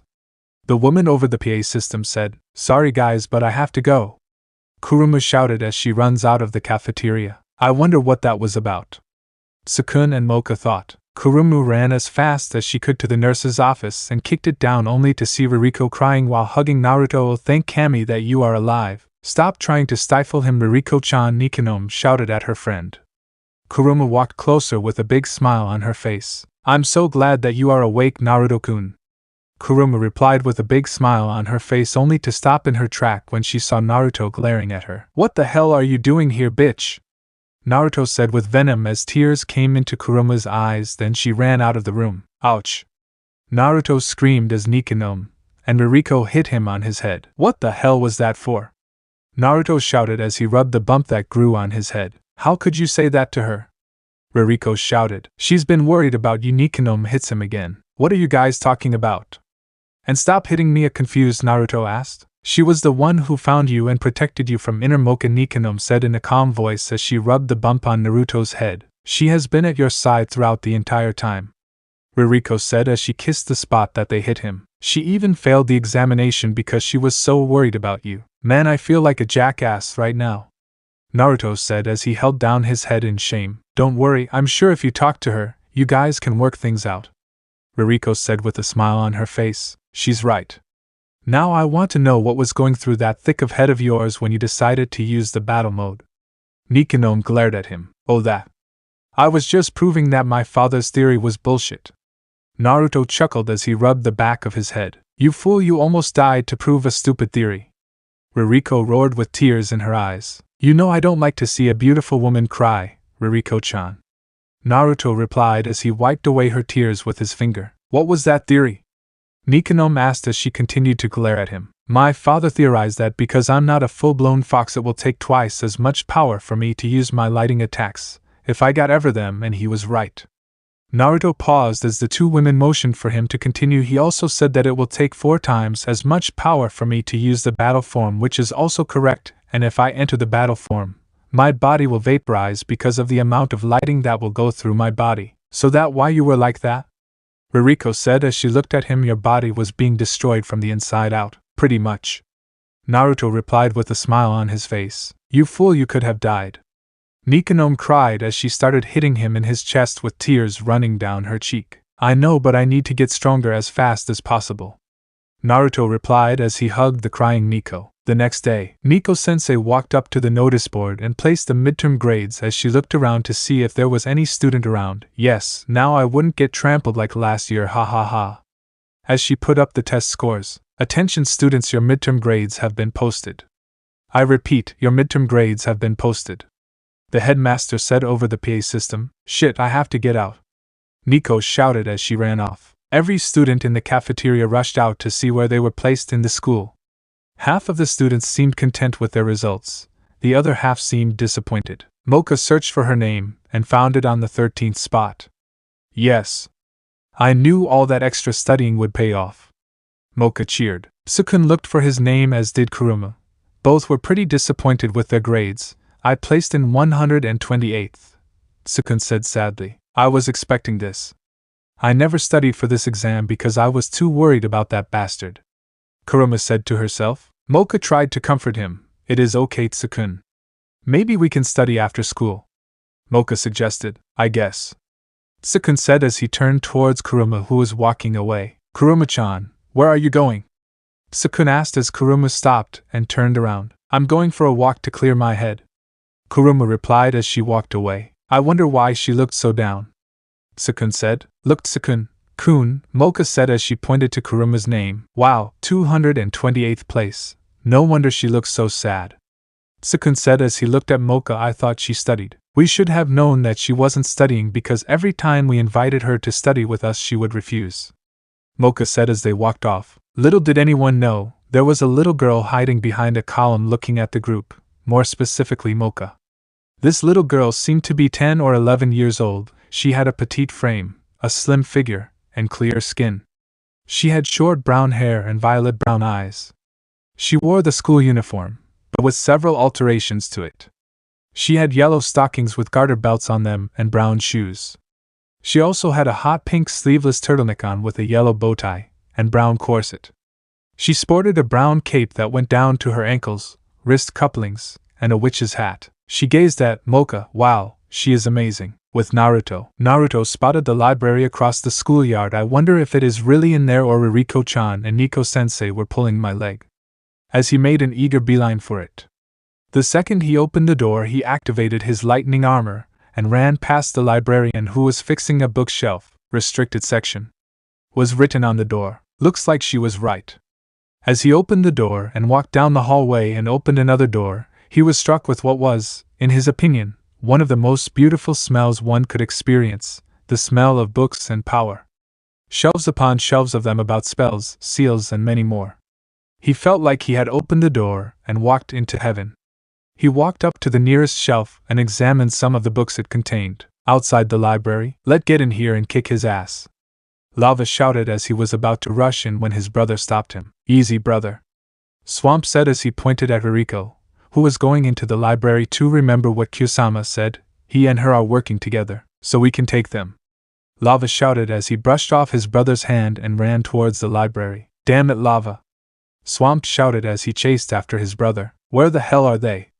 Lava shouted in the library. Young man, get out of here or remain silent. The librarian said. Back off bit, Lava yelled before Swamp covered his mouth. Sorry about my brother, and we will be out of your hair. Just answer my question first. Swamp replied with a charming smile on his face. Fine, but I want him out of here first. The librarian replied as she fixed the glasses on her face. Why you little SL, Lava, easy, I will tell you later, so wait for me outside. Swamp said as Lava stood there. I said get out. As Lava runs out. Have you seen Uzumaki Naruto in here? Lava asked. No, I have not, she replied. Do you mind if I look around? Swamp asked. Not at all. Just be quiet, she replied as Swamp began to look around, but he did not find them anywhere. With Naruto, he spotted one called The Forbidden Seals written by K.U. He chuckled inwardly as he removed the volume from the shelf and took it to the nearest table to read the contents of the book. Dead Demon Consuming Seal. The Sealing Technique. Phantom Dragon's 9 Consuming Seals. Summoning. Impure World Reincarnation. Ein Seal. Release. The Dead Demon Consuming Seal is a seal that invokes the power of a spectral entity known as the Shinigami, Reaper or Death God, that can only be seen when it grasps one's soul. Once called upon, the Shinigami hovers behind the user and wraps its left arm with prayer beads, uttering some unintelligible chanting, and after some time a cursed seal appears on its arm. The soul of the summoner is then partially separated from the body and restrained by the Shinigami's hair as it thrusts its arm into the user's chest to grab the soul of its target. At the user's command, the Shinigami then performs the sealing by dragging the target's soul into the user whose stomach is branded with the seal's mark. However, the sealing is double-edged as the user's soul is devoured by the Shinigami along with the target's both souls trapped for all eternity within the fiend's stomach. Holy shit, now this is what I'm talking about, Naruto said with a smile on his face. Then he skips the page to summoning Impure World Reincarnation when he sensed someone standing behind him. He was about to turn around and chastise them for reading over his shoulder when they leant down and said, in a seductive voice, Naruto-kun, I thought we were going to enjoy this place together? I was making sure that this room has everything that we will need. Naruto replied in a husky voice. Does it have everything we need? Rirko asked as she wrapped her hands around him. Everything except a bed, Naruto said. That could be arranged. Rirko replied as she licked his cheek with her long tongue. What if I can't wait? Naruto replied as he turned around and dragged her onto his lap. Well, you will have to wait until you start attending class again. Rirko said as Naruto glared at her. Damn tease. Naruto muttered. What did you say? Rirko asked. Just give me the rest of the week to get my body back into shape, Naruto quickly said. Fine, but I only going to give you another day to apologize to Kurumu-chan. Rirko replied. Yeah, I know, I have been avoiding her for a while. Naruto replied as Rirko stood up. Yeah, and before Ageha find out. Rirko replied. By the way, Rirko-chan, how did you get in here? Because you guys told me that the door will vanish when anybody is in here. Naruto asked. Silly Naruto, you forget to close the door. Rirko replied with a smile on her face. My bad, and do you guys know how Ageha knew about this room when not even the headmaster did? Naruto asked. She never told us. She told us to tell you about it. Rirko replied, and I can see why, because Nico-chan and I was here yesterday, and there was no door in the hallway. Well, look at what we have here, our resident egghead Yukari Sendo. The little girl turned around to face the class president and his friends. The 3 students in front of her all had a smile on their faces. Oh, you are the guys who came 2nd, 3rd, and 4th in the class. Yukari backed away slightly, knowing what is going to happen based on her experience at the other schools. Number 1 in the school, and at the age of 11 too. Very impressive. The sarcasm was evident in his voice. No wonder they put you in high school. Thank you, muttered Yukari, doing her best to avoid his harsh stare. Don't let that go to your head, witch. The class president said as they began to surround her. It's not, Yukari replied. Then what about your outfit? The class rep said, pointing his finger at her clothes to emphasize his point. The uniform is against school rules, you should take it off. I know it's against the school rules, but it is the only thing that I have that reminds me of my dead grandmother. Yukari replied with tears in her eyes. Oh, cry me a river, bitch. It's against the rules, now take it off or I rip it off, the class president roared. This made all three goons lick their lips in anticipation. They were completely unaware of a blue heart-shaped wand with a pink pentagram that was behind Yukari. "Boss, let me do it. You know I love Lolas," one of them said as he walked closer to Yukari until, out of thin air, 3 washtubs fell on their heads. "Ha ha ha ha ha. Serves you right, you sick freaks." Yukari celebrated while the 3 boys groaned in pain. That didn't last long though. The class rep snarled at Yukari. He glared daggers at Yukari, his eyes becoming yellow with reptile slits, and his claws elongated, becoming sharp and black. "You think that is funny?" as he slammed her back against the wall. "Arg!" Yukari screamed out in pain. "I'm going to kill you," the class president roared, and just as he was about to deliver the finishing blow, at the last possible moment, Mocha caught the arm and threw him backwards. "You shouldn't hit girls," Mocha said as she glared at them. "Why don't you mind your own business?" The class president growled. "I think you should leave," Mocha scolded. "Mocha?" Yukari whispered to herself while blushing. "Boss, let's go. The other students are looking at us. Plus I heard that Mocha is a vampire." One of the goons whispered into the boss's ear. "You got lucky this time, witch," the class president said as he snapped his fingers and he and his goons walked off. Mocha sighed in relief while Yukari just hung on to her leg. At this point all the students dispersed, going back to whatever they were doing. With Naruto was heading towards Nico-sensei's classroom to do his midterm when suddenly a boy bumped into him and fell on the ground. "Watch where you are going, Baka," the boy shouted. "What did you call me, monster?" Naruto growled. The boy recognizes the voice and almost shit himself as he looks up to see the scary face of the now the most dangerous student in the school. "Sorry, Uzumaki-sama," the sacred boy shuddered, then he begins to bow to Naruto. "Are you alright, President-sama?" the boy asked as he and another boy ran towards their friend. "Why are you bowing to him, shit stain?" the other boy shouted. "Shut up and show respect to the great Uzumaki," the boy shouted as he pulled them down to "Now show some respect. I am so dead." The 2 goons fainted as they heard he name Uzumaki. He was known as the killer of monster after the rumors about the giant lighting beast that vaporized several high-class monster that attacked him spread. "Please, Uzumaki-sama, spare me." The president began to kiss Naruto's feet. "Get off me, you slimy lizard," Naruto replied as he gave the president a kick to the face that sends him crashing into the wall. "Don't come near me again." As he walked away, the cafeteria. "Thank you again for saving me," Yukari said gratefully. "My name is Yukari Sendo, by the way." "It's very nice to meet all of you," Sukun responded first. "I'm Sukun Ono." Mocha was last. "I'm Mocha Akashiya." "I know. You're pretty famous as the school's prettiest girl." Luckily, Kurumu was in the restroom, so she wasn't able to hear that statement. "I would love for Kurumu to hear that," thought Sukun. "Yukari, you seem awfully young," Mocha stated. "May I ask how old are you?" 11. Yukari said proudly. "Wait, so that means you skipped," Sukun counted his fingers, "for grades? You truly are a genius." "Yes, I am." "So Mocha, are you dating anybody?" Yukari asked with a blush. "Maybe, a girlfriend?" Mocha looked at Sukun, who had no answer. "Well," Mocha started a bit uncomfortably, "I have a few friends that are girls, if that counts." "Why do you ask?" Yukari started to shy away a little, but got braver. "Well, you see, Yukari then pounced on Mocha, causing them both to fall over. "I'm head over heels in love with you, Mocha," exclaimed Yukari. This shocked everyone at the table. Yukari began groping Mocha's chest only to be pushed off. "Sorry, Yukari-san, but I'm not that type of girl," Mocha said with a blush on her face. "But you are the one," the young witch shouted. Mocha was embarrassed. "What do you mean, the one?" "Well, I want to be your girlfriend," Yukari proclaimed, attracting unwanted attention from nearby students. Sukun had a minor nosebleed while the other boys that were listening were knocked out with a massive nosebleed. Mocha didn't want to hurt Yukari's feelings, so she played along. "Well, I am a girl, and I can be your friend." "Yay!"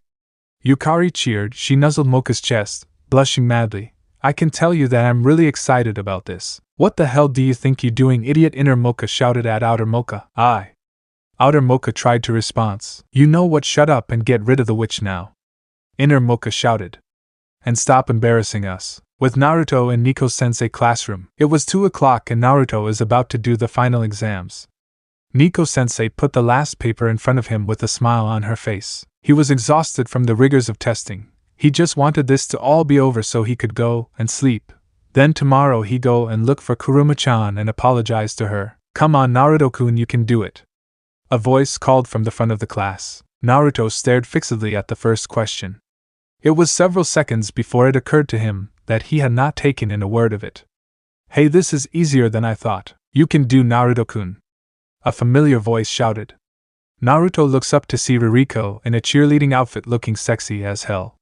Just here to give you extra motivation, she said as she blew a kiss at him. Now this is what I call motivation. Naruto replied with a smile on his face as he began to write even faster. Damn bitch. Nico-sensei muttered under her breath as she glared at her best friend who only smiled at her. Go Naruto, go Naruto, go Naruto, Rirko cheered, with Mocha and the others. Hey girls, what's up? Interrupted Sukun. Sukun, I knew you would arrive, Yukari announced. She looked him over and was quite intimidated, but she knew Mocha would protect her. Sukun Ono. Age 15, small build, grades, athletic, and social skills, below average. Aside from them, you have no useful skills whatsoever. I can't imagine a more half-baked guy. Those last words got to Sukun. Listen up, because I'm only going to say this once. I don't want my Mocha hanging around the class, the moron. Yukari glared at him. Why, you little bitch? Sukun growled. He walks towards her, suddenly fell to his knees and panted heavily. What the hell is happening to me? He wondered as he fell to one knee. Yukari laughed as her wand glowed behind her back. Are you alright, Sukun-kun? A worried Mocha ran over to her human friend and kneeled down beside him. I'm fine, I just felt weird, Sukun said as the weird feeling vanished. Thanks for worrying about me, Mocha-chan. A blush appeared on Mocha's face as she helped him up. That dupe, how dare he make my Mocha blush? A glaring witch muttered as she took out her magic wand and waved it around saying, How dare you try to steal my Mocha? I'm declaring war on you, Mocha! Watch out, Sukun shouted as he pushed Mocha out of the way and into a wall, but nothing happened. You fool, Alakazam! Yukari shouted as she ran over to Mocha. Mocha, I'm so sorry. Sukun shouted as he tried to run over to Mocha when several cleaning supplies came around the corner and started attacking Sukun. Arg! He wasn't able to do anything to protect himself, so he got pounded until they stopped. Sukun stood up and started to approach Yukari and Mocha. Stay away from my Mocha, Yukari shouted with venom. She wasn't about to let him touch Mocha. She summoned a giant washtub and it fell on Sukun's head, knocking him out. Yukari finished the assault and happily smiled. You see, I'm a witch and my magic allows me to do almost everything, ha ha ha. The witch boasted as she looks at Sukun, who was bleeding from his head.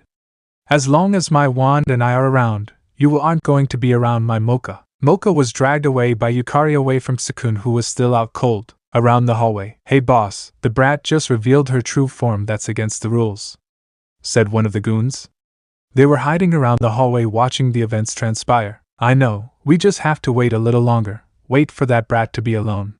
The three students walked away from the scene. Monster Capital Council meeting. Issa-sama, the half-breed brat is growing too powerful. My son told me he was able to beat everybody that attacks him at the academy. The head orc shouted. He is showing power that he should not have. One of the Monster Council members shouted. There is no way the brat should be that strong. He's a half-breed, for heaven's sake. The lizard head shouted. We need to stop it before it grows too powerful and destroys us. I want his head. He killed my son. The Crow Tengu head roared. Yes. Execute him. Enough. Issa shouted as his voice echoed throughout the place. I already told you I can't do anything about it because of the will, and I'm not going to ruin my reputation because of you fools and your weakling kids. How dare you? You fools seem to forget about what my clan did to the brat. Casta said, who was listening to the others for a while now. You used that awful seal. Surara shouted. Of course, and my son told me that he would have him under his control and soon we will all get our revenge. Katsu said with a smirk on his face. Boom, the door was blasted off and a pissed off Ageha walked through it. I see you guys had another meeting with me again. Ageha, I was told you refused to come. Surara shouted. Shut up, you bitch, that's what you always say. Ageha shouted as Surara held down her head. Now I want to know who was stupid enough to put that seal on my Naruto-kun. She roared. It was my idea, bitch, so what are you going to do about it? Katsu boasted while thinking that Issa would protect him. Ageha suddenly vanished from the spot with incredible speed that no one expected and appeared behind Katsu. This Ageha replied as she shoved her clawed hand through his back and rips out his heart. Never mess with my Naruto, as she crushes the heart in her hands. Now I have a reason to kill her. A smile appeared on Isa's face as he vanishes from his seat and slammed Ageha into the wall behind her by her throat. Now you die, Bick, when suddenly Ageha head-butted him and then delivered a spin kick to his face that sent him crashing across the room. You think you could kill me that easily? Ageha said as she rubbed her throat. Then I have to try harder. Isa said from behind her. Shit. Ageha shouted in her mind as she was sent into some empty chairs with an uppercut. I'm not done with you as yet, Isa said as he lifted her off the ground by her hair only for Ageha to kick him in the balls. Eep! That was the sound that came out of one of the most powerful man in the monster world's mouth as he fell to his knees. Got you, a monster said as he grabbed Ageha from behind. Ice Age was heard and all the monsters was frozen. Ageha-chan, are you okay? Sarara yelled as she ran over to her fallen friend. Don't touch me, Ageha shouted as she pushed Sarara away. Because you should have told me that they put seal on Naruto-kun. I'm sorry, Ageha, Sarara shouted with tears in her eyes as Isa got up. Sarara, it is either her or your clan, Isa said when suddenly Ageha's body was frozen. Expected her head. Now know your place, Isa shouted as he attacked Ageha when suddenly a woman who looks exactly like Outer Mocha with long pink hair tied by a black bow, fair skin, and green eyes appeared. She wore a large Victorian-styled gown that is black, along with heeled platforms appeared in front of him. Akasha-chan, you are alive, Isa shouted. Of course I am, and I can't allow you to kill my sister's best friend, Akasha replied as she walked up to Isa and placed her hands on his cheek. Now stand down. I can't, Isa growls. Please for me, Akasha replied as she gave him the puppy dog eyes. I could never say no to you, Isa replied. I know you can't, Akasha replied as she hugged him with an evil smirk on her. Infirmary. Ow, that stings. Sukun winced. Stop being a baby, Kurumu shouted before continuing her work. She was the one who found him and brought him to the nurse's office. I'm not a baby, and where is Mocha? She was knocked out too, Sukun asked. Sorry, but I only saw you there, Kurumu told him. Damn that little brat Yukari, she must have taken Mocha away, Sukun replied. You know, I've heard of her, Kurumu said. Really? Sukun looked at Kurumu curiously. Yeah, I heard that she skipped a few grades because she's a child prodigy. But she's kind of a brat. She pulls childish pranks on her classmates. Everyone in her classes hates her, but I guess that's what happens when you're a child prodigy, Kurumu explained. Wow, that's so messed up, Sukun thought. Outside of the infirmary, looking through a window, hiding was none other than Yukari. Sukun, I'll teach you to get in the way of Mocha and I. Yukari pulled out a voodoo doll made out of what appeared to be straw. Time to work my magic, she whispered. She put a strand of Sukun's hair into the doll and made it punch itself. Back inside the infirmary, Sukun hit himself with a right hook followed by a left then a right again. Sukun, what is wrong with you? Kurumu asked as she helped him up. Yukari laughed quietly as she continued to make Sukun beat himself up. You don't deserve to be near my Mocha. Mocha had finally waked up in a strange place and decided to look for Sukun, who she heard was in the nurse's room. She opened the door. Mocha was shocked to say the least. In front of her was Sukun touching Kurumu breasts. You pervert, here I'm trying to help you and you decided to grab my breasts, she yelled as she delivered a punch to his swollen eyes. Sukun-kun, how could you? Mocha shouted with tears in her eyes. Sukun looked up at her. I swear, this isn't what it looks like. I wasn't controlling my body. Why should I believe you? Mocha asked when they heard laughing. Ha! I got him, man, I'm good, Yukari celebrated. She was a little too loud though. Everyone heard her. She noticed her mistake and quickly hid, but it didn't do her much, because when she turned around, Mocha, Kurumu and Sukun were in front of her, and Kurumu was not happy. Come with me, Mocha said. Yukari gulped. Okay, she said meekly. In Rirko class/dungeon. L. Thor, Judgment of God. Description: SS rank. Mostly used to destroy targets from long range, the user focuses a large cluster of electricity above his target, and then uses it to send a huge and powerful lightning bolt crashing down from the sky, frying the unlucky target. It can also use this attack to launch a massive thunder stream from the user's hand. Now that is what I call a lightning attack, Naruto said with a smile on his face. Don't try to learn all of them or the headmaster might start asking questions, Rirko told him. Fine, then I will only learn one more, Naruto said as he looks for another one. I'll learn this one. Charged particle cannon. Description: SS rank. The user extends both arms before themselves, their open palms facing, the fingers pointed towards the target. Sparks of lightning are generated between their arms, growing larger and larger, and gradually extending to the surrounding area. With their arms completely clad in lightning, the user fires a massive, concentrated beam of the aforementioned lightning at their target. Such beam is shown to be able to completely vaporize what it strikes. In the real world council meeting, "Why did you help me?"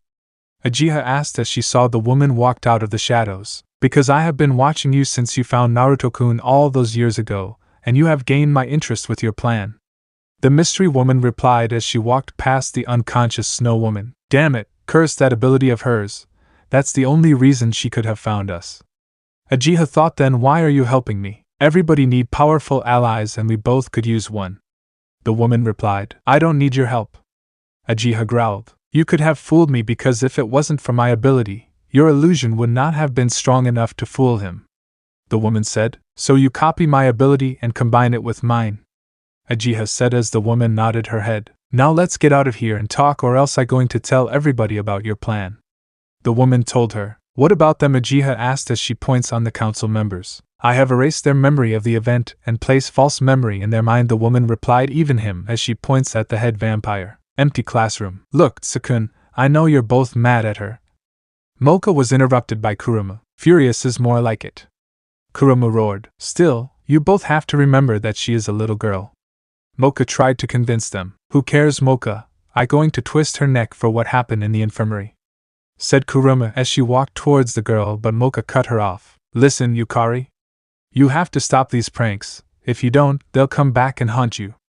And no one will want to be your friend or help you when you need it," Tsukun told her. Yukari waved it off. "Who cares what an idiot like you say? I'm a genius and I don't need anybody who is not at my level."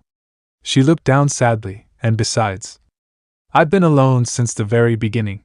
"She is lonely?" asked Tsukun as she saw it in her eyes and went over to comfort her. Yukari waved her wand and several objects fell on Tsukun's head. "Ha! I can't believe an idiot like you fell for that." Yukari as she kicked him in the shin and ran down the hall, laughing. "That little bitch, I'm going to kill her." Tsukun ran towards the door but Mocha beat him there. "Calm down, Tsukun. Remember she is just a kid after all." Mocha replied. "Yeah, a kid who almost killed him," Kurumu replied as Mocha glared at her. Later after school. "Naruto, before it gets late, would you like to go on a walk around the campus?" Rirko asked as she walked over to Naruto. "Sure, I would love to." Naruto replied with a smile on his face. He began to get up with a small grunt of pain. His body was still in the healing process after that major workout. Once he was up, Rirko walked over to him and helped pull a shirt over his head. "As much as I like seeing you without a shirt, I don't want other girls to see you." She locked arms with him and smiled as they began to walk towards the doors of the classroom. "Lucky bastard." A student sighed as he watched Naruto walk out with Rirko. Another student and his best friend next to him nodded and sighed. The sun was beginning to set as it sent orange streaks of light over the horizon. It made the trees and building cast shadows across the ground as basketball and football team trained. Naruto and Rirko gradually walked through the stone streets of the academy, and student ran away when they saw him coming. It seems like everybody heard about what happened several days ago. Rirko said she kept her arms interlocked with Naruto's in happiness. "Good, maybe they will leave me alone," Naruto replied. Slowly by surely the school and the dorms were beginning to turn their lights on as place lit up as they walked by. They kept on smiling as they continued their peaceful walk as they passed more buildings and dorms.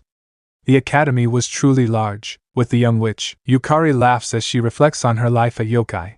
Nobody in her class likes her because she's a witch and they think she cheats with magic to get good grades. Because of this, Yukari began pulling pranks as revenge for her mistreatment. Good times. While Yukari was busy reflecting, she bumps into someone or something. "Hey! Watch where you're going, moron!" Yukari looked up and she felt fear overtake her body. Well, we finally got you alone. I'm gonna enjoy this." The class president cracked his knuckles. "You've been very bad, my sexy loli," laughed the guy on the right. "Yeah, revealing your monster form like that." The guy on the left glared at her. "You pissed off the class rep by doing that. That's none of your concern, now is it? So just leave me alone," Yukari nearly yelled. "Oh, it is." The class rep started. "You see, when a person breaks a rule, our class rep has to punish them, or else other people will think it is okay to break the rules." The class rep picked up Yukari by her wrist and picked her up from the ground. Yukari whimpered from the pain she was receiving. The class rep applied a lot of pressure to her wrist, making it hurt her even more. With Yukari, Ray finished ripping off her clothes and was admiring her body, then he licked his lips. Ah! Please somebody help me! Yukari screamed. No one is going to help you, Ray replied as he began licking from her feet, and was making his way up till her back before stopping to yell, oh yes, I love the taste of a loli. Stop it! Get away from me! Yukari screamed. Smack! Shut up, bitch, so I can taste the forbidden fruit, Ray replied as he hit her across her face. Ray then began to lick her stomach. Help me, get away from me, Yukari screamed out even louder than before. Shut up, bitch, the class president shouted as he delivered a powerful blow to the young witch's face which knocked her out. Thanks, boss. Now I can enjoy myself in peace. Only to get hit in the head with a stone. Get away from her. The three lizard men turned around and saw Tsukun standing there, with Mocha. Damn it, where are you, Yukari-san? Mocha wondered as she searched the surrounding area. Yukari!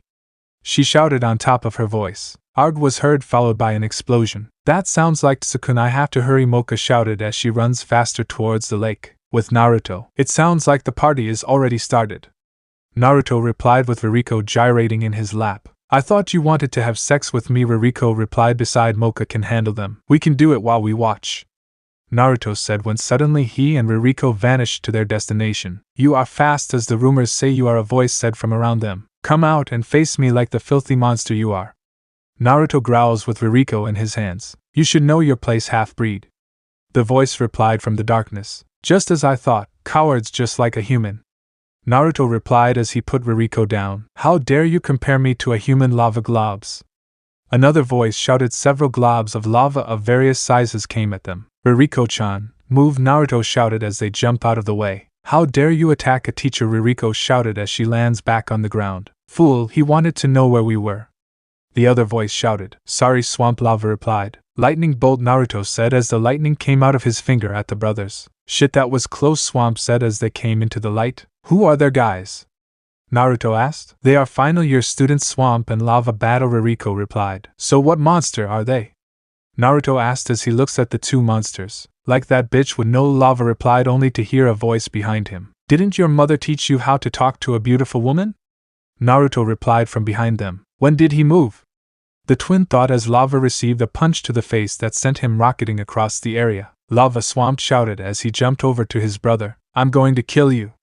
Lava roared as waves of lava shot out into the air and came crashing down on Naruto and Rirko. Rirko-chan, Naruto shouted as he ran over to her and put his body over hers. Back with Yukari. Weak fool, the class president roars as he gives Tsukun another punch to his stomach as he fell to his knee. Tsukun? Why are you here? Yukari shouted with tears in her eyes. To save you, a weak, Tsukun said as he trying to get up. Why are all the things I did to you? Yukari still crying, she could not believe him.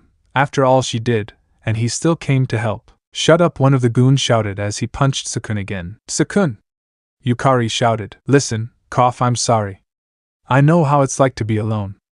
I've been alone for a long time. Tsukun said honestly with blood coming out of his mouth. You fool, you shouldn't have come. Now you are going to die. Yukari said angrily. I'd rather die than abandoning my friend. Tsukun shouted only to be lifted up by his throat. Then die, the class president said as he prepared to eat him when suddenly somebody grabbed Tsukun out of his hand. You! The class rep growled as he saw Kurumu in the air with his meal. Hey boss, it is Mocha-chan. Ray shouted as he pointed at Mocha, who came out too. Yeah, now the real woman is here, let me have here first, boss. Mocha, run! I can handle these guys. Yukari shouted. You can't keep doing that, Yukari.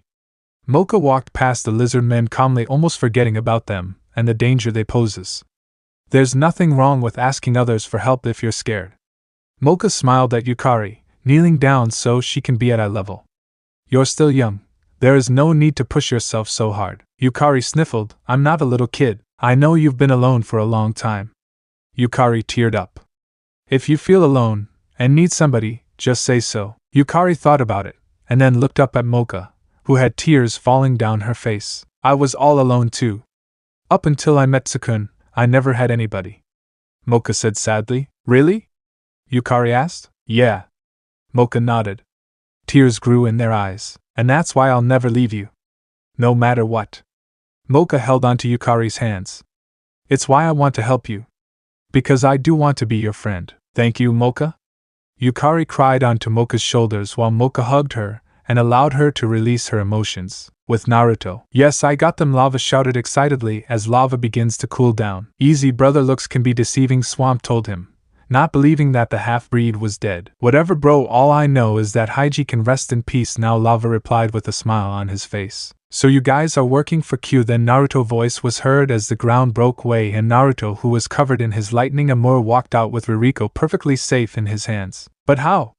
You should have been burned to a crisp, Lava shouted. Like a weak monster, and his even weaker brother attack can break through my lightning armor, Naruto replied as he put Rirko down. I will show you how weak we are, Lava roared and angry as he began to transform. Wait, you fool, Swamp shouted, but it was too late as his brother's skin turned red and muscular.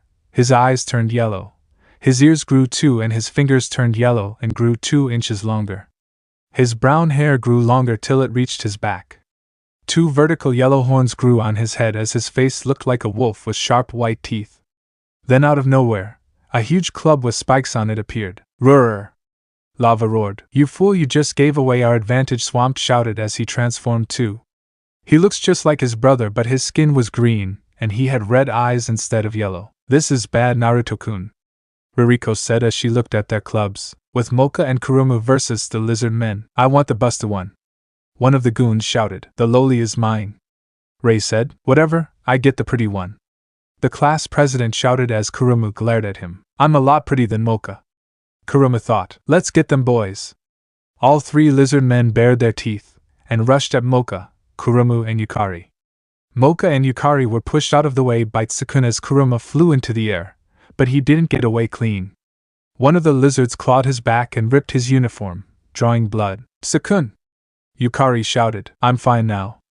Get them, Mocha, Sukun replied with Mocha's pendant in his hands. And just like always, Mocha was enveloped in a bright flash of light.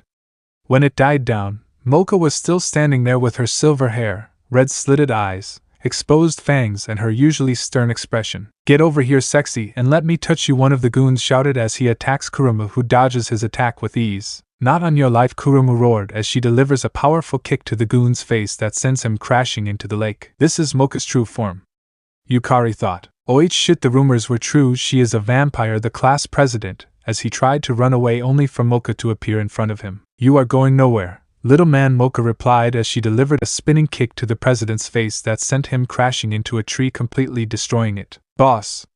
Ray shouted only for the transformed Kurumu to deliver a drop kick that sent him towards Mocha. Know your place, Mocha shouted as she delivered the finishing blow. Mocha darling, Yukari happily shouted as she ran towards the vampire only to be hit across the face. If you ever touch me without my permission again, I will crush you like the bug you are. Which made the young witch flinch. Now where is the half-breed?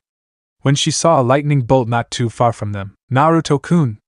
Kurumu shouted as she flew towards it. Got you now, half-breed, Mocha replied with a smile on her face, leaving a bleeding Sukun and a scared Yukari. So this part ends here. Alright, that's it for today's video, guys. Let me know in the comment section how was the story. And also don't forget to like, share and subscribe. I will meet you in another video. Bye bye.